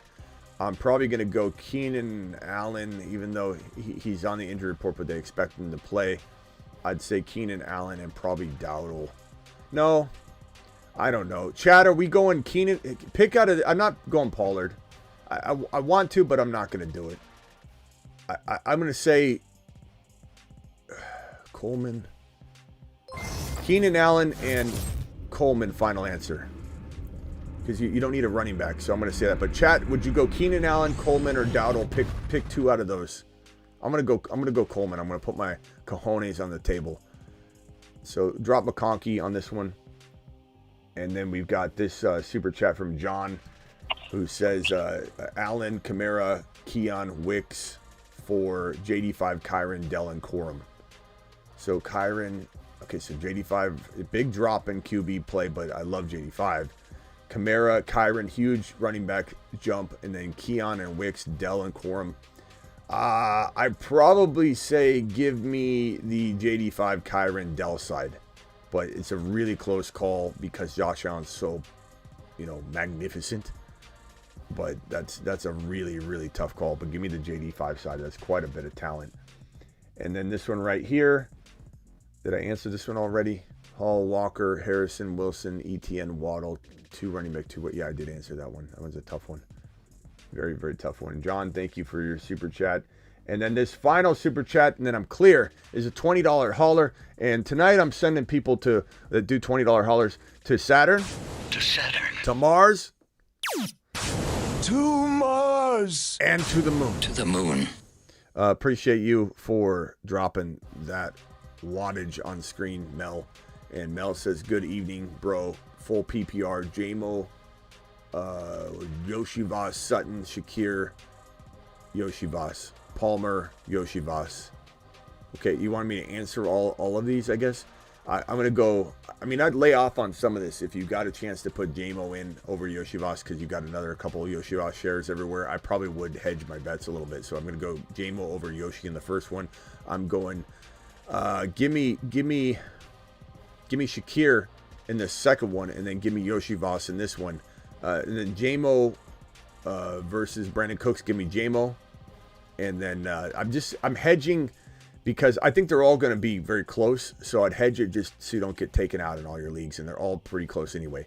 And defense, Seattle, Jets, Bucks, Falcons, Jets. I'm going to go Jets. I like the Falcons a little bit this week, though, for sure. And Bills, Jets, I'm probably going to go.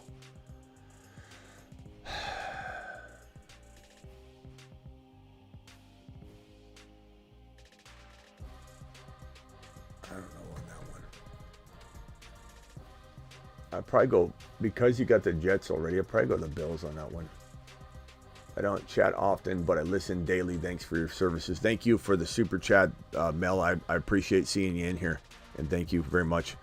I'm sorry to give you so many different answers, too. I know you probably wanted me to say something across the board, but honestly, they're so close, I would hedge a little.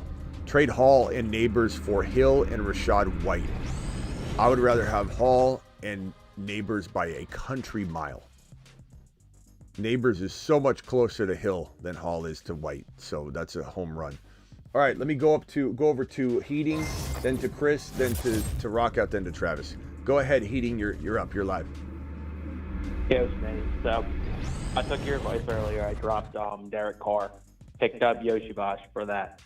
Trying to figure out my flex now. I got Zamir White in it right now.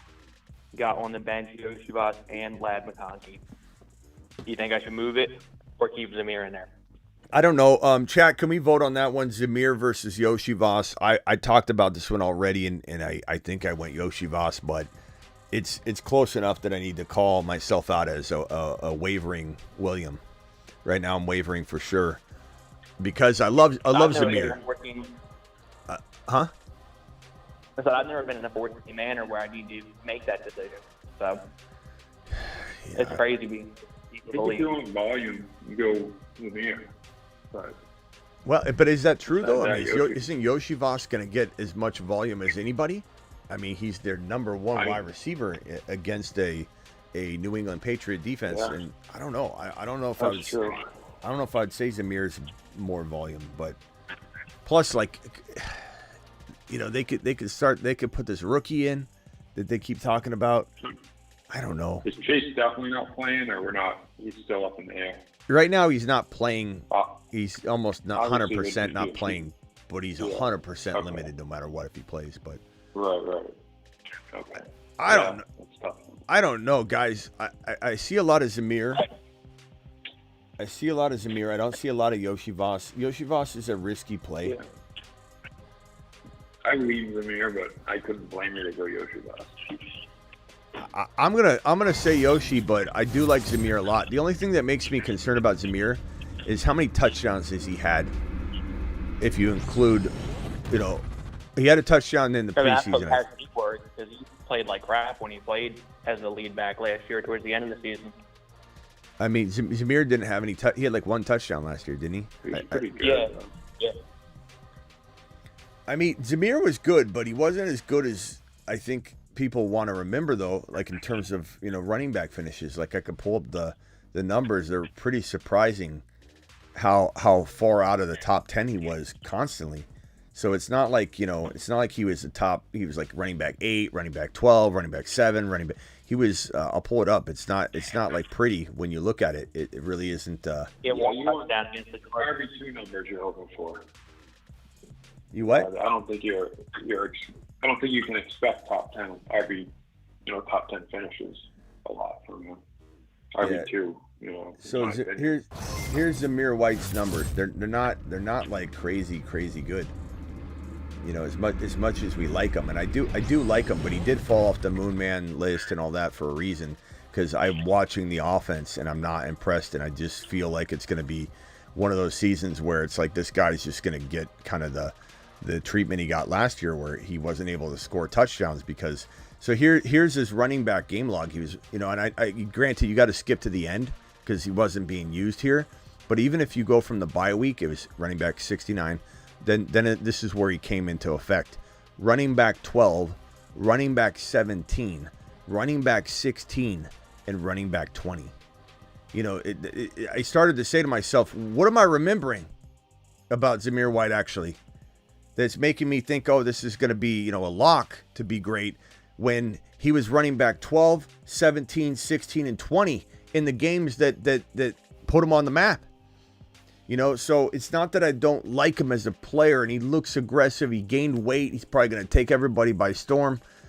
But the offense concerns me. Is it going to get in the red zone at all? I don't know.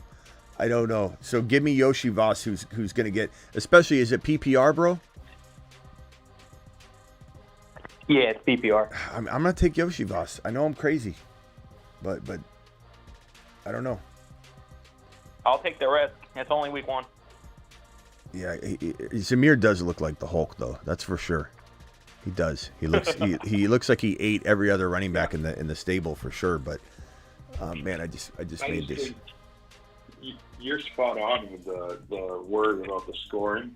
But if he gets 300 touches, and he could be a good RB2. And I just keep saying that to people is. You hope he's a top 20 running back.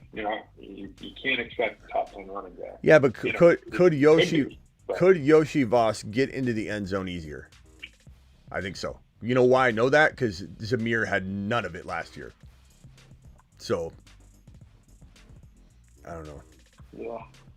Yeah. Here's the super chat. Hang tight. Mute yourself if you could. Who am I talking? Was that Chris? Chris, mute yourself real quick. And let me answer these real quick. Start Singletary or Brian Robinson. I'm going to go Brian Robinson. Very much a safer player this week, bro. And flex DK or McLaurin. I don't think you can sit DK, but do not be surprised if this is a week where you're like, wow, I made the wrong call. Blah. But like DK, you drafted DK higher.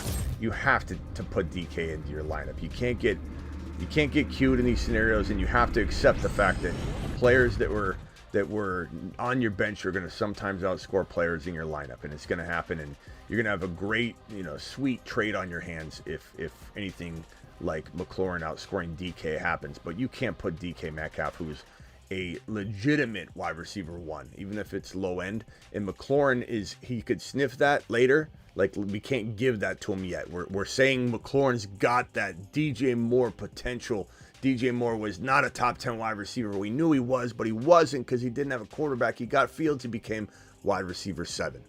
So that certainly is in the cards for McLaurin, but DK's in the top 10 right now.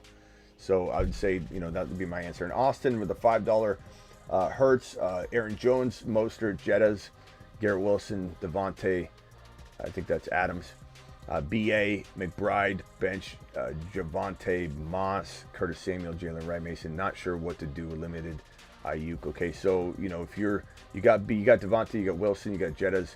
So if you're going to take out B.A. and go to your bench only is the question. I mean, I'd probably go Moss from this. Curtis Samuel's pretty good. Moss should get a lot of work, though. I think they're going to use Moss and Chase Brown a lot.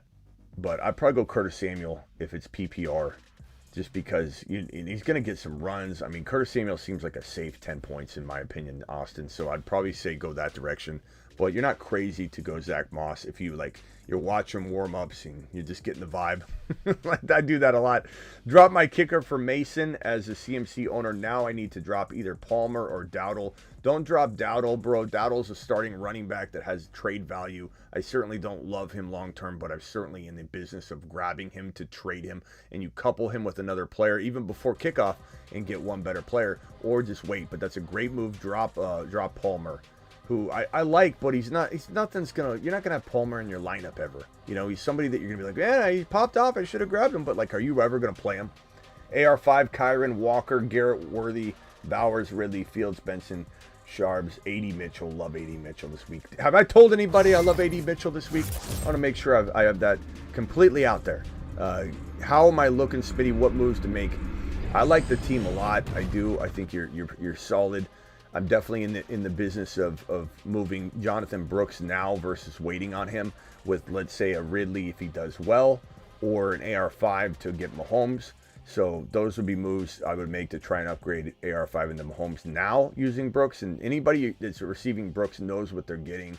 He's that one player that everybody understands that his value is coming, and I don't think anybody needs to wait and see it. It's not one of those situations.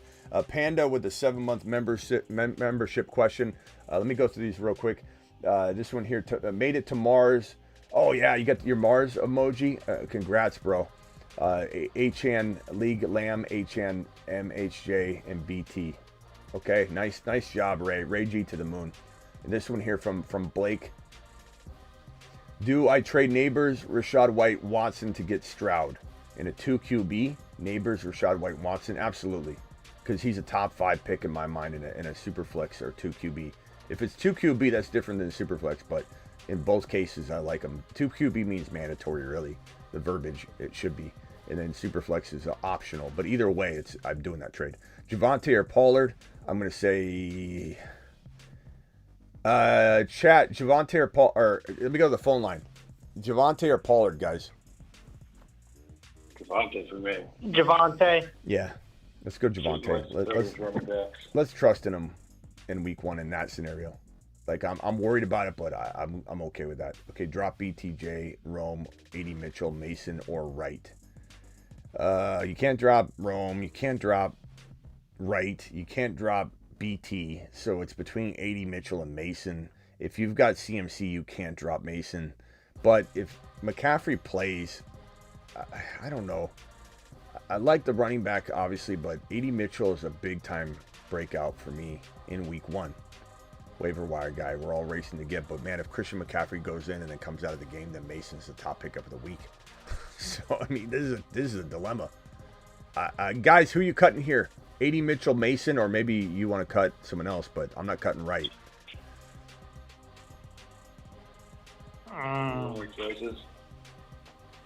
guess. Wow. I guess if he's great at wide receiver, running back does he have? Let AD go. But if you have CMC, does he have CMC? Yeah, I told him that. I told him that if he's got CMC, he can't drop Mason. But I would say this, and if you guys agree with this or not, let me know. If you think you'd ever use AD Mitchell, then drop Mason, I guess. But if you're good at wide receiver and you can't envision ever starting AD Mitchell, go with the running back stab. But it's a tough call. Yeah. It's one of those ones where it's like I don't even want to. Yeah. No, that's fun. Man. That makes sense. I mean, if you don't have CMC and if Mason gets in there and you just got to sit, let's go with Metro. Yeah, that's a tough one. He's going to cross the line. I'll take the running back. Superfish says have a tankful. Have tankful and Ford in my flex. Okay. Can't wait to see. And Ford. Okay, so both of them. Yeah, Tank and Ford are going to be good. They're going to be good this year. It's a great job. Already started worthy. Start 2 of these 3. Congrats on that, Skippy. I like how Skippy's coming in and flexing that. Doesn't need to say it, but he did. And I appreciate it and I respect that. Mashed potatoes! Just want to let you all know I started worthy. Here's my question. Start 2 of these 3. Coleman, DJ Moore, Pittman. I think you got to go Pittman and DJ Moore. As much as I'm a huge Coleman believer, bro, this is logical. You know, you got to use logic. And hopefully we're in a place where we're questioning that later because I want Coleman to be that big. But Ridley or Tank Dell, I'm going Tank Dell. But, you know, Ridley's fully capable of outscoring him. You have to understand that. You have to come to terms with that. There's no crying about that later, right? That's a very close call. But Tank Dell, you drafted over Ridley, so let's start Tank Dell. I mean, that's as simple as some of this is, guys. You invested heavily, and you're starting to second-guess some things and get cute. And getting cute and second-guessing your draft strategy is oftentimes a recipe for disaster. You know, there's a reason you did what you did on draft day, and there's nothing out there making me change my mind about that call. If there was news, significant news that upped the value of a player in this conversation, then I'm all about, you know, taking a look at it and reassessing and saying screw the draft values, because draft values do go out the window once the draft's over and you're getting closer to week 1. So I'm not trying to say we cling to those values, but if there's no news that moved the values, then you got to ask yourself, you took Tank Dell for a reason, you know. All right, let me go back over to old Travis. You got anything else? Actually, just in the chat, someone had a good one. Would you start Deontay Johnson or Brian Thomas Jr.? BT. Yeah, I kind of mean that way. BTD. I'm not a big Deontay guy, so yeah. that I mean, goes into it, but I don't really like. I don't really like brick hands. I mean, it's not my thing. BTJ. BTJ. So, but anything can happen. You know, Canales is saying things like, you know, when he was talking about the offense, and he's like, they're like, what are you going to do? Like, who's the go-to player or something like that? And in so many words, his response was, the head coach of the Panthers, he said, you know, you need a playmaker, and you say, where's Deontay Johnson?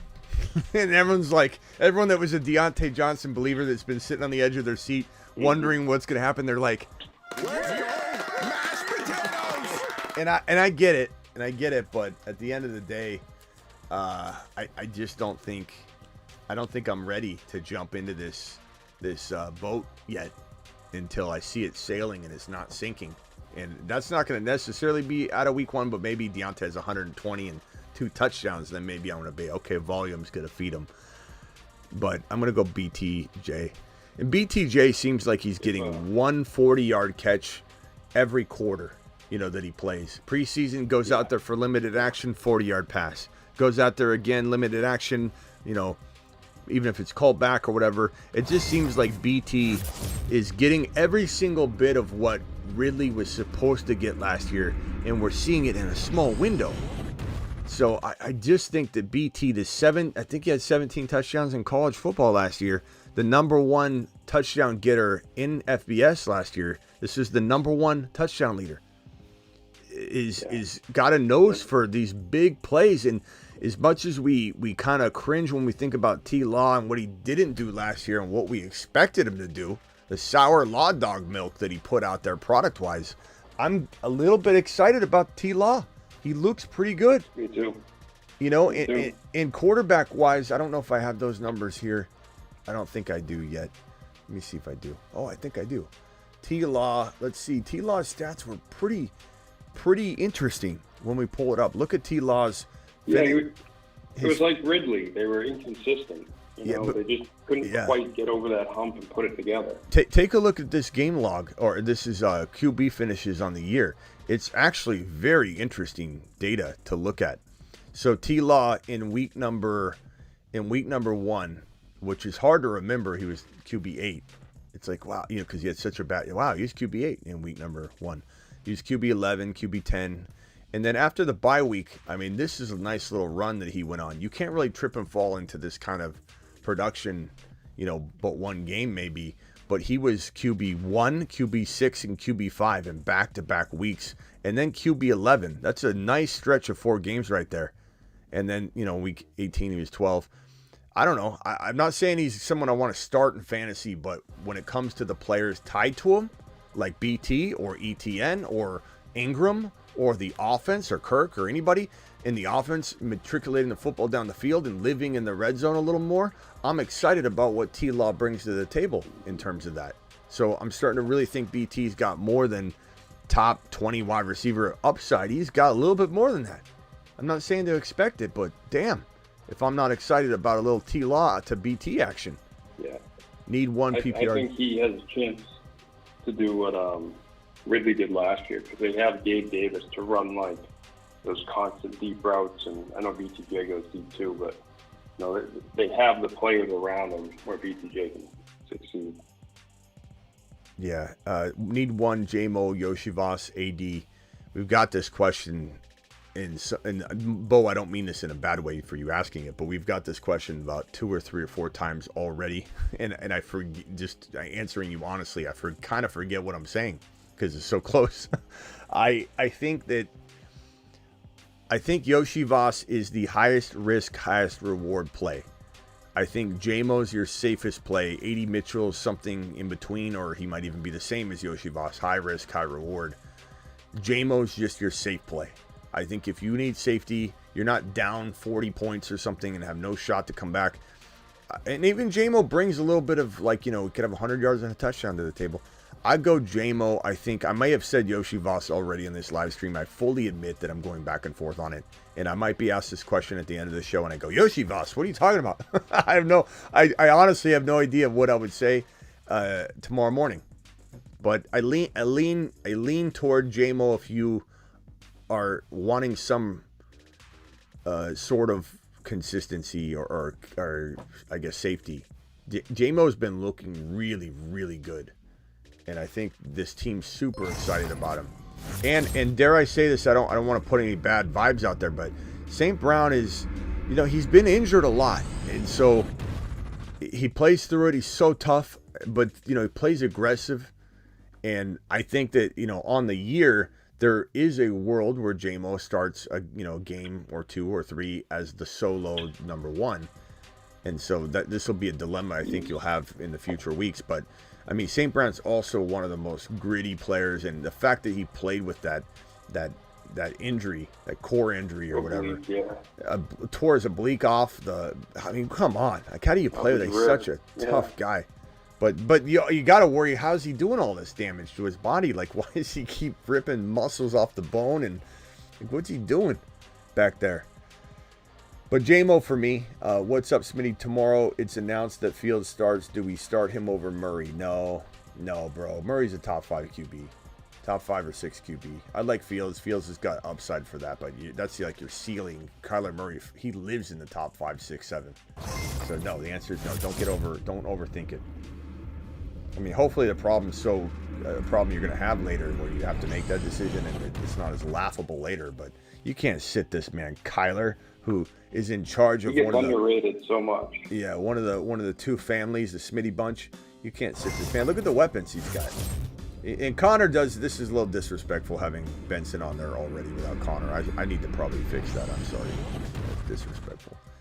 It's almost like he's an outcast of that family. Sup Smitty, non-PPR flex spot. Dell seems to be the move, but I'm torn between him and Ford. Yeah, I don't blame you because Ford, I think, is going to have like 100 total yards and a touchdown. So, I don't know. I guess I would say give me Dell, though, in PPR. But I'm not going to lie to you, man. I want you to find a way to play both of them. I think that we're in for a big game for both of them. I think we're going to come in here celebrating for both of them. We got Denny on the line right now. Denny, hang tight, Denny. Let me get these 2 super chats out, and then I'm coming for you. Sup, Smitty, non-PPR flex spot. Dell seems to be... Oh, I already did that one. Thank you.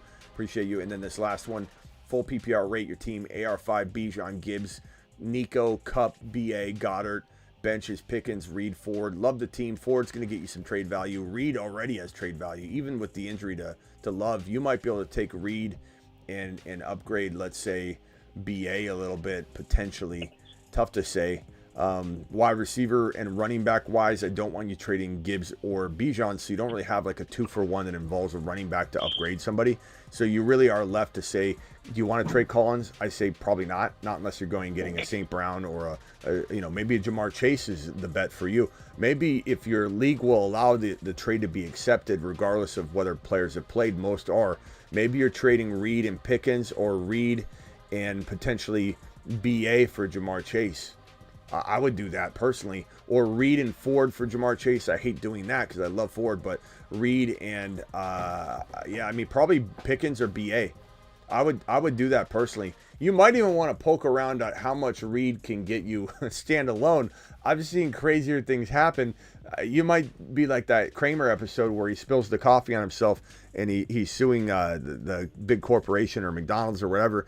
And they're like, okay, before Kramer comes in, we're going to offer him $100,000 to settle, and we'll also give him coffee for life. And then so Kramer walks in and they start off with the coffee. They go, we'll give you coffee for life, and he puts his hand out and shakes on it, and they're like, okay, guess we didn't need to give him the $100K. So it's kind of like that situation here. See if Reed can get Chase. Why not? And then if you got to throw in Pickens or whatever, that might sweeten the deal. But I think Chase is pretty gettable right now for somebody that if they don't, they're worried about starting off week 1 this way. Who's better stash, Polk or Yoshivas? I mean, Polk from a long-term perspective, sure, but it maybe even long-term season perspective. But for week 1 and what I think Yoshivas could be for now, I'd probably go Yoshivas for now. But if you're not going to use him at all in week 1, or let's say even week 2, then I could see it being pretty even. And Polk's pretty interesting, and he might be the number 1 for his team, whereas Yoshivas will return to the 3. But the question is the 3 in Cincinnati with defenses kept preoccupied by T. Higgins and Jamar Chase, is that better than the number 1 in New England? It's probably pretty close. So I don't know that. Travis, you got a thought on that since you're a New England Patriot fan? Would you rather have in redraft, and let's assume it's redraft, because in Dynasty, of course, you'd rather have probably Polk, but Polk or Yoshivas in redraft for the entirety of the season? Oh, man. If Yoshivas is going to hang around as the number 2, if Higgins is going to have injury issues, I'd probably take him. But just know there's a chance Polk gets all the volume. Yeah. I mean, Demario Douglas will get volume, but he's a slot guy. So good point that Higgins might not be a 1 week absence. That's kind of how you have to look at it. I mean, I know that's not a straight answer. But I got to say, I'm not trying to pat myself on the back on all this Higgins trade ideas, but everybody kept every once in a while. Everybody 20 messages or so. I'd see something be like, why are we trading Higgins?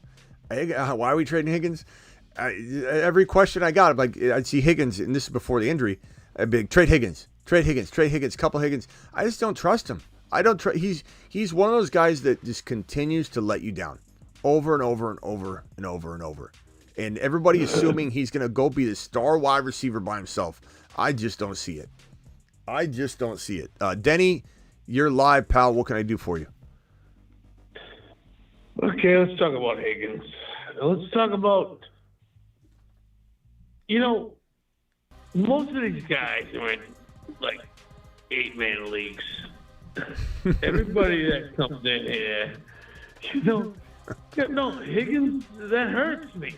Dude, I'm hurt. Wanted, I got Higgins in a dynasty. The top and it hurts. Wanted. I don't have that, luxury of, this Higgins thing's hurting me, Smitty. Wanted. I'm sorry, Denny. I just don't know if Joe Burrow. I don't know if Joe Burrow's going to be zipping it to Higgins for anytime soon. I mean, Higgins, you know what pisses me off more than anything? You know what makes me more disappointed with Higgins? That just par for the course. Just disappointment. He's such a disappointment. Is that, well, they asked him, the media asked him, how's the hamstring? Are you questionable? He said, I feel fantastic. Hey, why say that to the media? I trust him 0% now. He's the worst source in the NFL. If T. Higgins says he's playing, I don't believe him. Because they asked him point blank, how do you feel? You're listed as questionable with the hamstring. He says, I feel fantastic. And it's like, are the Bengals lying on the injury report? Like, what's going on here? Now he's injured. Like, what are we doing? I trust T. Higgins 0. I trust him less than I ever trusted him before. Take a lap, T. Higgins. Yeah, that's right, D-Town. Take a lap in the chat for T. My little T. Pissing me off. Who's the other guy? We're screwed. Hey, geez, maybe the Patriots don't look so bad this week, huh? Huh? I mean, I don't know, man. I think you're underestimating Joe Burrow. I think what he did with his hair. I don't like that. You act like he slammed it in the trunk of the car in Back to the Future in 1955. What? Joe Burrow's fine. That all got fixed and taken care of. What do you mean, Joe Burrow's hand? No, he bleached his hair. Oh, his hair. His hair. I thought you were talking about his elbow or his. Okay, I got you. I thought you were talking about his wrist. I'm sorry. I didn't know what you were talking about. You said his hair. So you're down on the guy because he bleached his hair. Well, I don't know, bro. All right. No Higgins. No. Yeah, it's definitely a good. It's definitely a good shot for your Patriots for sure. I mean, you couldn't have asked for a better setup to this game. New England at Cincinnati, 10 a.m. my time. That's 1 p.m. Eastern. This is the best shot you're going to get to knock off the Bengals this year. But I don't know. I mean, Yoshi Voss is pretty. Yeah, you don't want wins. You want to get that draft pick, baby. Yeah, you want to. You don't. Travis knows what's up. You don't want this Patriot team winning. Let's see if what Denny thinks of this one. Smitty, Fields or Cousins in my super flex. Wow, that's a tough one. You got at the top here Falcons at home versus Pittsburgh, and then you got Fields and the boys. That's a real tough one. You know where I would same bring game. this to? What would you do? Weather or we talking domes? That's where I'm. That's well, where they're in the same game. They face each other, so they're good to go. So what's the situation? Is it outside? Is it inside? It's in Atlanta, so it's good. So I'd probably say if it were me, I would want Cousins because I really feel like, Fields will be risky in this game. He's also, as much as I think he's kind of prepared, I'm still worried he's living in Russell Wilson's offense, which is not putting him in the best position to succeed, meaning that he wasn't prepared to be the starter all year. The offense isn't keyed to having him run the ball, certain ways as much as it would be if he was named the starter in like January and he had the entire offseason to have the whole playbook catered to him. I believe he's living in Russell Wilson's world. So I don't know. There's still some risk involved. And I think that's why he was ill-equipped in the preseason game. Not to mention he didn't have like the right players on the field and everything. But I think that's why he's not running a full playbook that's all his. He's taking Russell Wilson's keys and driving his car. So I would say Cousins in week 1 in this scenario. I think London, Bijan, the Falcons are going to have a big day. If they aren't winning this game, it's going to be a very, very nice fought battle. And it's at home, so it's exactly what you want out of the Kirk Cousins and the boys in week 1. Anybody on the phone line disagree, agree? Anybody like Fields over Cousins? Anybody in the chat like Cousins over? Yeah, go ahead, Denny. I think you like Fields, and I think I like Fields.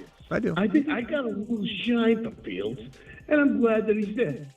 I have cousins. And, he's on my team, but I don't have Fields. I think you have a shy for Fields. I'm glad that he's starting, and we'll see what this kid got. So Denny, are you saying you're going Fields over Cousins? Is that what you're trying to say? It's okay. It's okay if you are. It's okay if you are. Okay. I don't hate it. I don't hate the take. I mean, I wavered on it. I'm not 100% sure. Rock out. What do you think? Cousins or Fields? Fields or Cousins? They play against each other. What are we doing here? Morning game in Atlanta. Cousins. Mm-hmm. Travis? Like the weapons. I say Cousins, but Denny has a decent shot because Fields averages 20 points or more a game when he started. So there's that chance. But I had some. Cousins. Yeah, there is a chance. Got upside. Yeah. What about you, Chris from Indy? What are you thinking here? I'm going with Cousins. Yeah. That running upside is nice though. That place is going to be wild. In Atlanta. Yeah. That place is going to be rocking tomorrow. But there is a big part of me that feels like Fields gets the opportunity and gets the nod game one, and he just goes out there and balls out. We're rooting for it, that's for sure. I mean, we'll be in here cheering. We'll be in here cheering both of them on. If one or both have an amazing game, we'll be in here doing the mashed potato dance. No doubt about it, because these are two guys we've been, Atlanta we're super high on. So 100% fine. He's going to run for 200 yards, and Cousins may only get 10 or 12 points. True. Who knows? A possibility. Smitty. For sure. Yeah, Denny. Final thoughts, Denny, and then I'm gonna move around the phone line. What can I do for you, Denny? Okay. When the Bears beat the bag out of the Pats one day, there was just this one thing. When Fields was going through the snow like an angel, and I said, you know what? If I'm ever going to get my ass beat, it better be by that guy. I'm Fields. Oh, man. Remember that one? All right, Spider. And we were sliding through the snow. City, I was like, this is awesome. And it was my own guys that were beating. I says, I love that Fields is getting a touch. And want it. I'll take, even though I don't even have Fields. I have Cousins in my league, but the top wanted out. I've been jumping on Fields. I love that Fields is getting the rock. Okay, never say things twice, Denny. Denny, okay, Denny, I appreciate you, pal. We'll have you call in tomorrow, all right, during the morning show. Appreciate you, bro. Denny to the moon. Denny. Thanks, Smitty. Thank you, Denny. Later. Smitty, can I just ask you one thing? Can we do karate in the garage? Denny. Let me answer this one real quick. $10 hauler. Rate my team. I'm new in PPR 12-man league starting Gino. Woo! London, Connor, Ford, McBride, Hall, Barkley. Well, you're doing pretty good with Barkley and Hall there at running back. And so McBride, fantastic. London, that's great. Bench McLaurin. McLaurin's a great player to have. I think walking out of this game, I think maybe you just need to upgrade at QB, bro. So I'd probably say, and guys, are we starting Aaron Rodgers or Geno this week? I mean, we gotta start. A-Rod. Probably Rodgers, but yeah, probably Rodgers, but I feel like Geno in that matchup too. Yeah, it's so tough on that one. I'd probably throw Rodgers in this week, pal. And he has Fields. I'm gonna go Fields. I go for it. Do that too. Yeah, I put Fields in there over Geno, John. But you've got some trade bait. Hopefully Deontay, Dowdle, and let's say, I mean, you could even use that to upgrade QB later. Somebody's got 2 QBs. But Fields goes in, and then hopefully Dowdle and Deontay mixed with Connor. help you upgrade something, or Dowdle and McLaurin help you upgrade something, maybe throw. God, I'm tempted to say go get Chase right now. I don't know what he could do. You could maybe do. I mean, you could try Connor and McLaurin and Dowdle for him or something like that. But I've seen weirder trades than that go through. I have. So it's always like you're on borderline offending somebody, but at the same time, like when you've seen this get accepted before, you're like, I should probably try. I should just send it and just see what he's gonna do. Tank Dell or DJ Moore. I'm gonna go Tank Dell. But that's me. They're very close. A lot of people drafted DJ Moore over Dell, but I didn't when I was on the clock whenever I saw it. So, of course, I'm going to give you Tank Dell. Smitty, Fields or Cousins? We already answered that one. That was the one that caused that whole Denny debate. There's the Super Chats. Let me swing on over to Chris from Indy. Before I cycle you up the phone line, do you got any final thought? No, I just got a couple of questions for you about some trades I got. All right, go ahead. Go ahead. So my first one is, he offered me Brees Hall and Chris for my Tank Dell and Jahmyr Gibbs. Hall and who? Hall and Godwin. Okay, I got it. Okay, so Hall and Godwin for Dell and Gibbs. So let me just, this is easy. Godwin is very far away from Dell in my opinion. And I think Hall and Gibbs are near interchangeable. And everybody won't necessarily agree on that one maybe, but I think that Gibbs is capable of being the number one overall running back. I think Hall's capable of being the number one overall running back. I think Bijan's capable of it. So Dell to me is a significant upgrade. I'm going to go Dell and Gibbs personally. But I understand why someone would want to go Hall, Godwin. I get it. But it's pretty easy call for me because I love Dell so much. Right. So, and I do as well. How much do you think Diggs is going to, and Collins, going to take targets away from Dell? Or do you think it'll cause him to have more targets? I mean, this has been a song and dance all offseason. You know, you either believe that Dell's the number one, or he's tied with Nico, like they were last year, and they do this rotational thing, or you don't. And personally, I think that Dell has the capability of being the number one. And I don't care if he's playing in this third wide receiver role. Did anybody not learn anything from last night's game when Jaden Reed is in the number 3 wide receiver role? Jaden Reed doesn't touch the field when there's 2 wide receiver sets. They don't really run a lot of 2 wide receiver sets, so it doesn't matter. But that scares people to hear because it sounds like he's third in the pecking order, doesn't it? Well, he's not. Jaden Reed is a monster. And so Dell is in a very similar situation where Dell's going to see lesser coverage. He's going to be moving around the field a little more than everybody else at times. And I have no worries about hitting the pecking order whatsoever. Not to mention Diggs is a head case on top of looking like he fell off the map last year. So he also minimized his contract down to 1 year, which was a dumb move because now the team has little reason to invest in him in the long-term plans of the offense. Why would you? So I'm going to go ahead and say give me Dell, but I understand, that if we're talking about ranking these guys, that someone might say Nico's my one. I think Diggs will eat into Dell's work, but I don't know.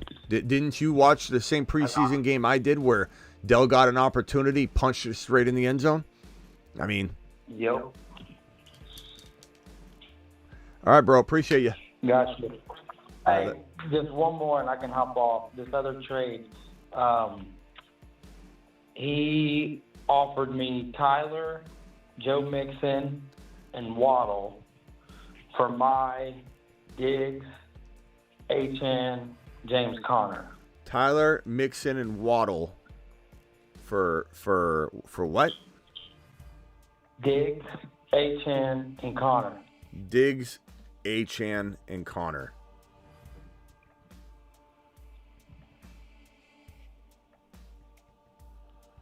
Kyler, Mixon.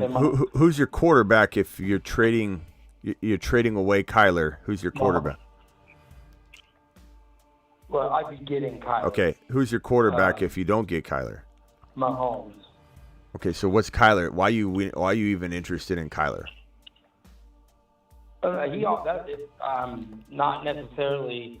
I just the thought of getting Waddle and Mixon. I don't know. I kind of like that, and I don't know. I personally don't think Diggs is going to do that great this year, so I felt like I was getting more from Waddle. Yeah. No. But I love Aiyuk too, so that's why I'm just asking your opinion. No, bro. Yep, no, bro. My opinion is hell no. All right, Chris, appreciate you, bro. Yeah, you don't. Yeah, this guy's trying to sell, cat food to a dog owner. What are we doing? I don't know. He's offering me a bag of cat food. Well, you got a dog. What are you doing, pal? No, Chris. All right, I got to get back to these. Hang tight, guys. I got to get these super chats real quickly. Andrew at the movies says, which defense you like better, Bucks versus Commanders or Falcons Steelers? I'm going to say Falcons Steelers. I like Falcons, man. I think Falcons have much improved their team. I also think that the Washington Commanders are going to be a lot better than people think across the board. And Double R, Cowboys, and Jorge, are you guys still here? I guess I may have set these super chats on this page and then left it. So I apologize. Hopefully Jorge, Double R, and Cowboys are all here. Can you guys sound off in the chat and let me know so I don't feel so bad? Jorge, appreciate you. Najee or A.D. Mitchell in the flex. I got 38 points from Jaden Reed. Okay, so you're in safety mode here. I don't know. I'd probably say Najee for week 1, especially with your lead. He's probably going to get a certain amount of touches. A.D. Mitchell could be boom or bust, so give me the set stuff. I don't know. Need kicker couldn't drop. Oh, I did answer this one. I said drop McConkey. Okay, so I did help Double R, thank God. Pick up Justin Fields, drop T-Law. I did not get to this one. Cowboys, are you still here, bro? I hope Cowboys is still here. I feel bad. Pick up Fields, drop T-Law. I guess if T-Law is deemed the starter, Fields is deemed the starter, I think I do want Fields over T-Law. But we just showed you T-Law's game log, and it was actually rather impressive, that he had like 4 good games, 3 games in the top 10. Number 1 in one of them. I think it was top 5 in one and top 6, 7 in the other. I guess Jorge's still here. Jorge, thank you, pal. Appreciate you. Hopefully Cowboys is here. If Cowboys is here, then I'm good, because then I got to them all. Guys, what do you think on this one? Let's give Cowboys some extra help. Hopefully he's watching.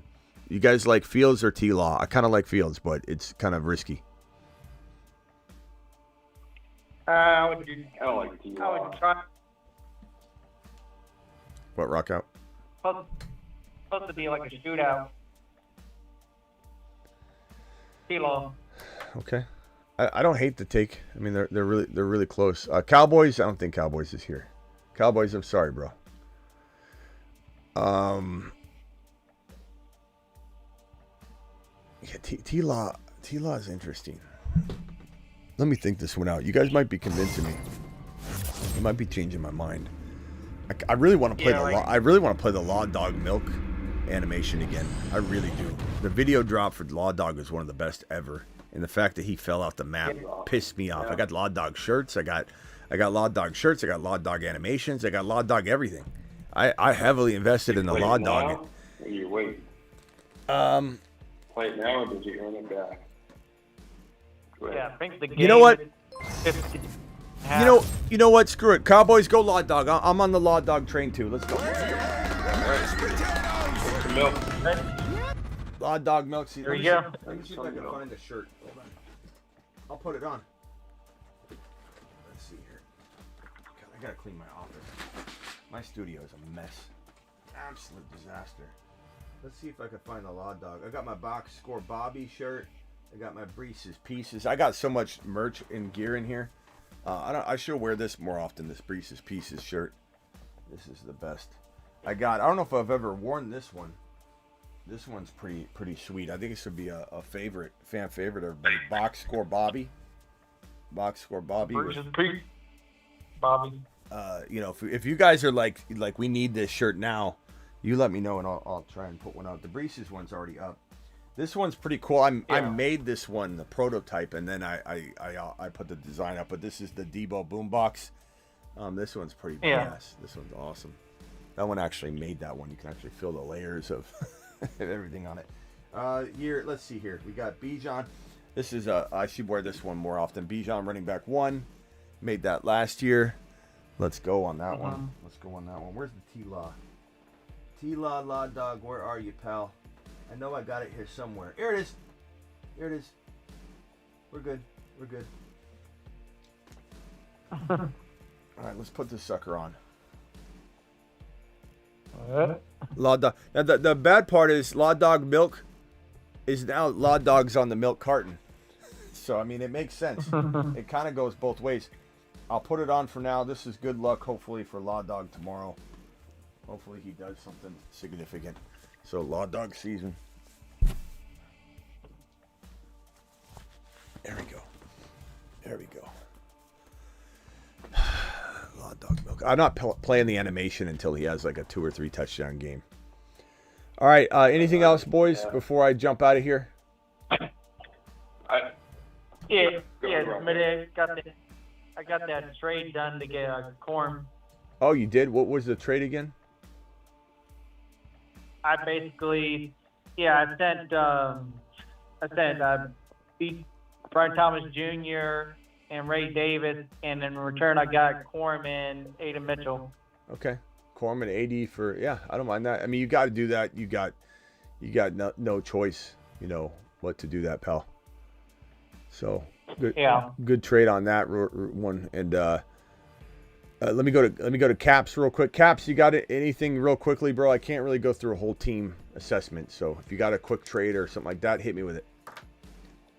Okay, do I pick up off the waiver Breece Hall's backup Allen?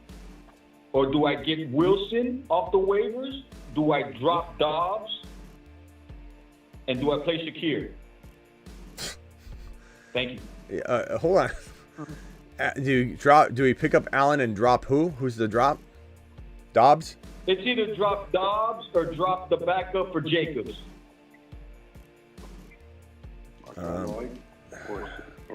Yeah. The problem is Wilson may not. Lloyd. You said Wilson. No, he was asking me which running back do I drop from Green Bay. Yeah, but you said I thought you said you had Wilson. No, I was thinking of picking up either Wilson from Arizona off the waiver I got you. or That's Allen who backs up Breece Hall. Okay, that's where you said it. Okay, yeah. Look, Lloyd and Wilson. Yeah, I'm not. You don't know who's going to be the backup there. So let's go Allen. And honestly, I'd rather have Allen over Dobbs. This is a league winner if he gets in there. Dobbs, I mean, especially with the 3 to 4 weeks now, Dobbs is going to be useless to you. So let's go ahead and drop Dobbs, pick up Allen. And your other question was what? Shakir, do I start him or start Sutton? Shakir or Sutton? I'd probably go, I mean, God, this is one of those ones that you just doubt Sutton over and over and over, and he keeps producing. I guess I'd go.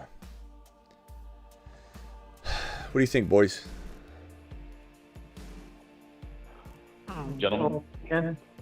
Shakir and who? Sutton. Chat, what do you think? Sutton or Shakir? This is truly a 50-50. This might be a 40-40 call. It's a 40-40. I don't love either one. Sutton, week 1. We got a mixed bag of answers. Yeah, it was muffled. I didn't hear it. I said Sutton because he's the wide receiver 1. Just for week 1 anyway. Yeah, find a way to get the touchdowns, even though he doesn't have a good game. George from the Bay, how do you?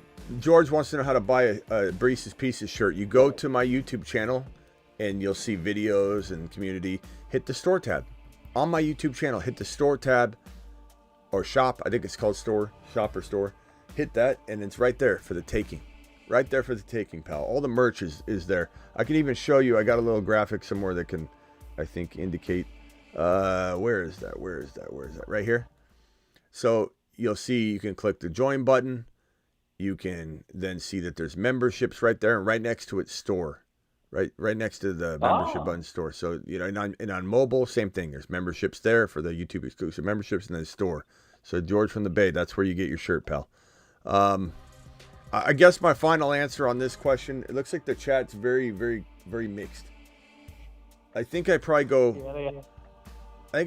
Sutton for now, but I might even waver on that, like in the moment. You know what I mean? It's so tough. But okay, I'll ask you again in another 4 hours.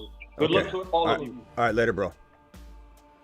All right, Travis, any final thoughts? We got rock outs. Congrats, rock out. Good job on that. Travis, final thoughts, and then we're out of here. Yeah, just in terms of trading, I'm trying to move Dowdle with someone else just to get something else. And I could either move him with Christian Watson or take a bigger shot and move him with Worthy. What should I be looking for if I'm putting Dowdle with Worthy? Just similar to what we were talking about last night, where it's, you really got to be blown away with an offer for Worthy right now. Yeah, Dowdle and Worthy. Like, Worthy's probably a 4th rounder right now. It's crazy, but it is what it is. I think that if you're on the clock, you're going to see a majority of people take Rice over Worthy, but there's going to be some believers that are like, Worthy's the guy I want because he runs. And I'd probably say if we think back to 4th round value, so if Worthy's going tail end of round 4 now, let's just call it. I mean, you're talking about guys above him being, Devontae Smith, DK, all those guys. So it depends how you view them. Maybe a Cooper Kupp, maybe a Worthy and Dowdle for Cooper Kupp, but I wouldn't call anyone nuts for saying I'd rather just keep Worthy. I think he's going to just have one of those top 12 wide receiver seasons. He certainly could, but I think Kupp would be a good solution. I think Kupp would be a good solution. Instead of Worthy, if I back off of that, what about Christian Watson? I know his value is, kind of all over the place right now, but Dowdle and Watson, could I think I could get a Ford for that, or should I be asking for more? No, I'd take Ford for that. I think that's great. I think that's a good one. I think Ford's great. Something along those lines, yeah. Walker would be interesting too if you needed a running back. And you went with the, even I know Worthy's great, but if you needed an RB, Walker would be pretty good. Yeah, I can really go either way. I'm pretty balanced. What about a Pittman? Is that? I know he's not the most appealing guy. For Watson, no, obviously not Worthy, but for Watson and Dowdle, I'd be okay with Pittman. Yeah. But okay. I'd rather have Worthy over. I'd rather have Worthy. Of course. Yeah, just want to make sure we're on the same page there. Appreciate it. Yeah. All right, later, boys. Rock out. We'll see you in the morning, pal. See you, Rock out. See you, Smitty. Bye. Yeah, one more. Go ahead. Yeah, my second flex. Would you play Mostert or BT or Ford? I already have HN at my first flex. Ford or Mostert. How do I decide that? I probably say Mostert by a hair, but man, I love Ford this week. This is kind of like the same thing. The question you had. What was the question you had before the game? Rock out. It was a tough one. It was like London or Rice. Was it? No, London or Worthy. I don't know what it was. Something in Worthy. I think I went a little safer option. Yeah, but you still get your guys to play. I forget who it was. Dell and Worthy, I think it was. That was a tough call, at the time. And obviously Worthy was great, but Dell still has his day to go. I think, that's what we're talking about again right here. So Mostert and Ford, they're both really good. Ford could be the Worthy of this conversation come the end of week, tomorrow's games. But I'd probably say Mostert. Mostert scored 20-plus touchdowns. We got to give him the respect for week 1. So I'd go Mostert personally. All right, Rock out. Appreciate you, bro. Call in tomorrow. We'll get some more. Later, bro. Chris W. says, I didn't answer a super chat. I got it right here, pal. Favorite underdog picks. Here we go. You want my underdog picks, Chris? Here you go. These are my favorite. We smashed the underdog picks. I did 3 of them live on air. I put $100 on 3, and we crushed it. We crushed it. We hit all of them on the game. Where were those? I think I have them. I forget where they are. Maybe I sent them in a text to myself. There's Barkley. Here it is. Yeah. So I put 100 on the line for this one live on the air. These are the three picks. We nailed all three. So I had a few people DM me. They're like, Smitty, I put 150 on. I got 358 or whatever. Like, that was fantastic. So these are probably my favorite four for tomorrow. Bijan over 63 yards, 63.5. And anybody wants to play these, is Underdog Fantasy promo code Smitty. I'm going to drop the link in the live chat right now. You can also draft a team right now for week 1 too. So don't hesitate on that. So here's the link right here. I'm going to pin it in the live chat. They'll match your first deposit 50% all the way up to $1,000. So if you do the minimum $10, they give you $5. But you could actually drop like 1,000, they'll give you 500. You drop 2,000, they'll give you 1,000. So hit that link. I dropped it in the live chat, pinned it in the live chat, and I also, where was I at? It goes on this screen. I pinned it in the live chat, and it's also in the description of the video if you're watching the replay. But these are my favorite higher lows on Underdog. 63.5 Bijan, 54.5 rushing yards for Achane, 57.5 for Kyren, and Jahmyr Gibbs 53.5 rushing yards. I feel like, and if you put these on a bigger contest where you don't have to get all of them right, you can miss one and get like 2 times your money or whatever on a bigger like 7 or 8 person contest. And then if you miss 2, you get your money back or whatever. So, it's not like I'm saying then all 4 of these will 100% land, but I feel like these are the 4 easiest calls that I can find on Underdog right now. Bijan getting 63.5, Achane 54, Kyren 57, and Gibbs 53. And these are all supernovas, are they not? There are handfuls of Saturn, Mars, and Moon men, but only 8 can be supernovas. I give you the 8 best picks in fantasy football. They are the 8 supernovas. They are the 8 supernovas. The hateful 8 supernovas. I'm looking at the 8 supernovas.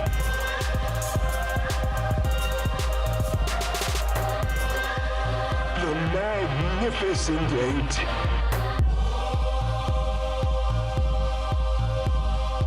Liftoff of mission 41D, the first flight of the orbiter Discovery, and the shuttle has cleared the tower.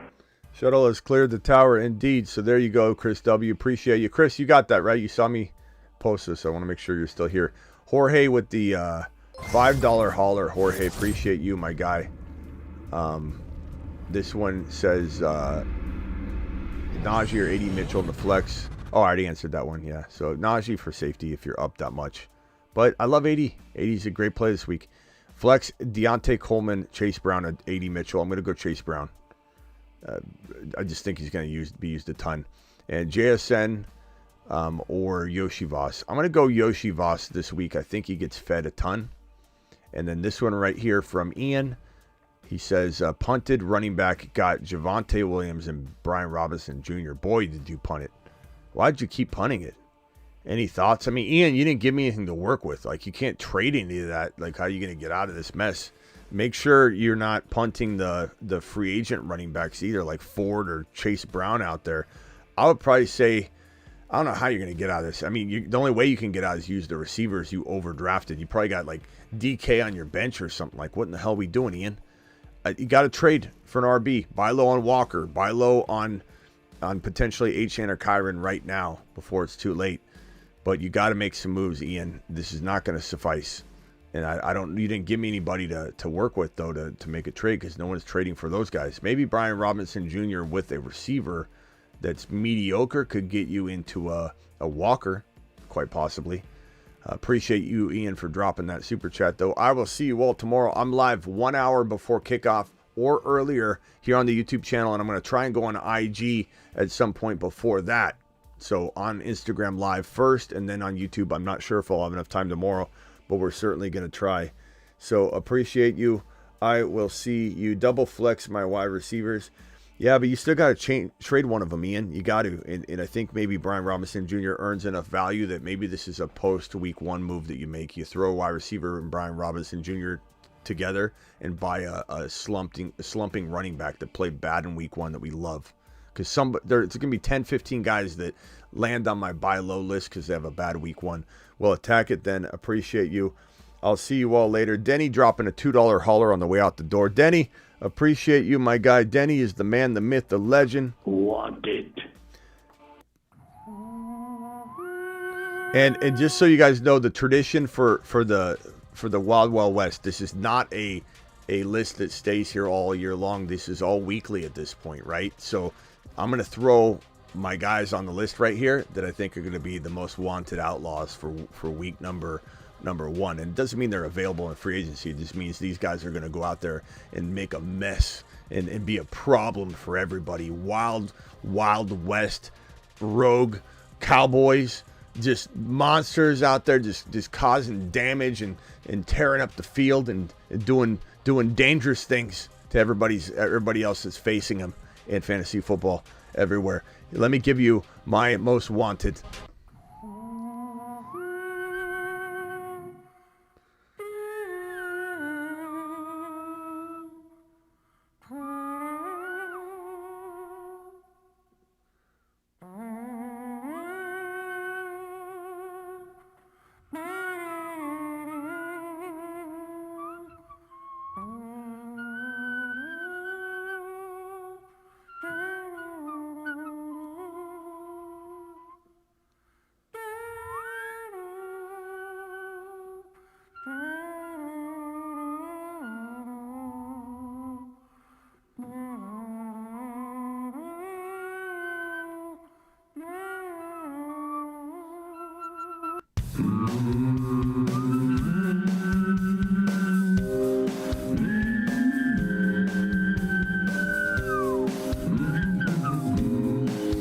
These guys are obvious right here. Whoa.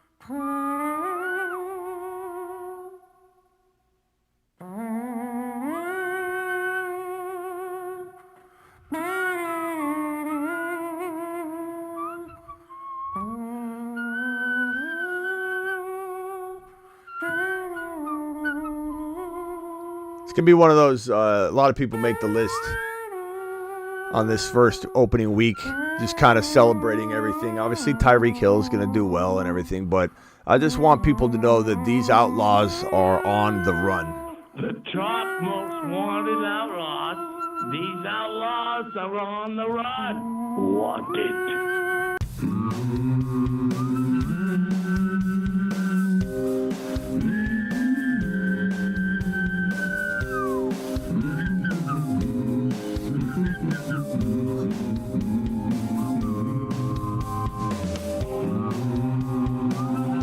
Thank you, Denny.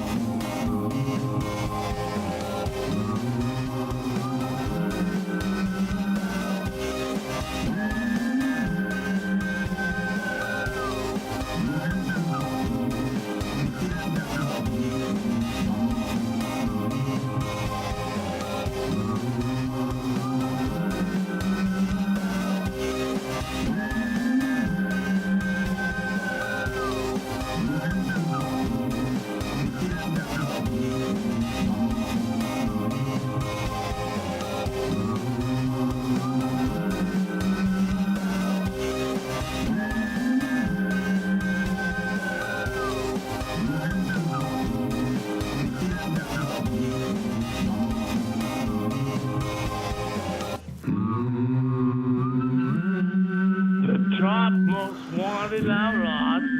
These outlaws are on the run 'cause they're wanted, dead or alive. See you all later. Appreciate all your super chats. Guys, crush it tomorrow. I'll be live tomorrow morning, 1 hour before kickoff, and I'll be live on Instagram maybe the 30 minutes prior to that.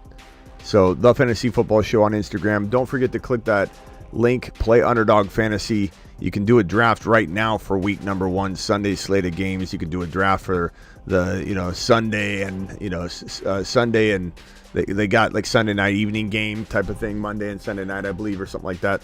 So make sure you're playing Underdog Fantasy, promo code Smitty, not to mention the smash picks that I assembled for this slate of games.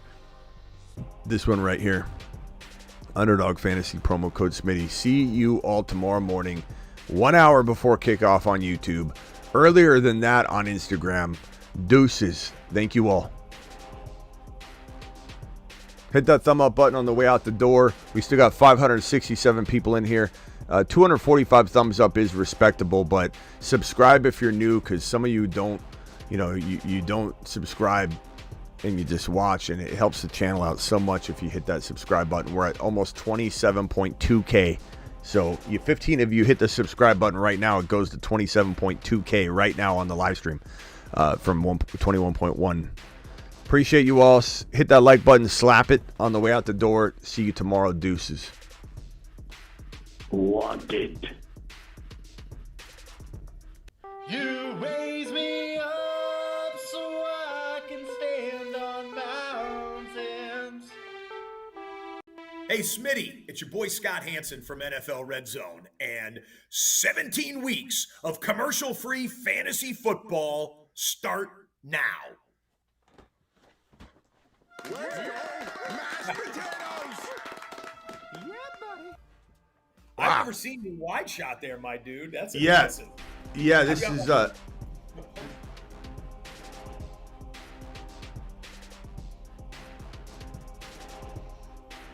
Anybody missed that interview with our boy? He comes on. Chris Hansen comes on every single year.